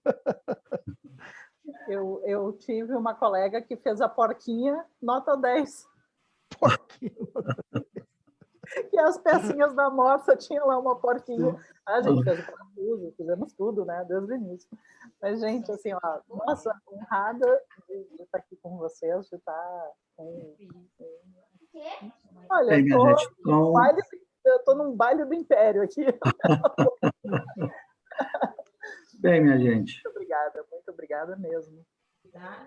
Então, mais uma vez, eu agradeço a presença da professora Patrícia, que nos proporcionou essa manhã muito agradável, né? E acabou chamando mais professores do que os demais membros, né? O que é bom, né? Eu acho que o caminho é esse mesmo. A gente precisa... É importante, professor, porque nós somos formadores de outros professores. Exatamente, eu acho importante, justamente por isso que eu achei interessante, né, e me chamou a atenção essa live de hoje, ter atraído tantos professores, né, porque mostra que justamente os professores estão preocupados em melhorar a sua prática, né, sua prática docente, melhorar a maneira como apresenta o assunto, né, para os estudantes. Então, isso é assim, muito interessante, muito bacana de ver. Tá? A maior prova disso foi a declaração da professora Amanda, né? Isso que o senhor acabou de falar, o maior relato foi da professora Amanda, né? Pois é. Então, ela como professora, né, e quer dizer, está com essa preocupação, eu acho que é uma preocupação de nós todos, né? Cada vez melhorar mais a nossa prática, né? Então, mais uma vez, obrigado à professora Patrícia, fica o meu agradecimento por essa manhã maravilhosa, e a todos os demais, professor Éder, Davi, Amanda, né, todo mundo, professor Sileno, Eric, que está sempre aí apoiando o nosso projeto, o nosso trabalho. Tá? Fiquem com Deus e um bom final de semana. Valeu mais uma. Obrigado aí, pessoal. Muito obrigado. Professor Éder, dê uma olhada lá no grupo, professor Éder. Tem um recado lá para o senhor, viu? Tem dois. Já olho. Tá bom. Beleza. Importante.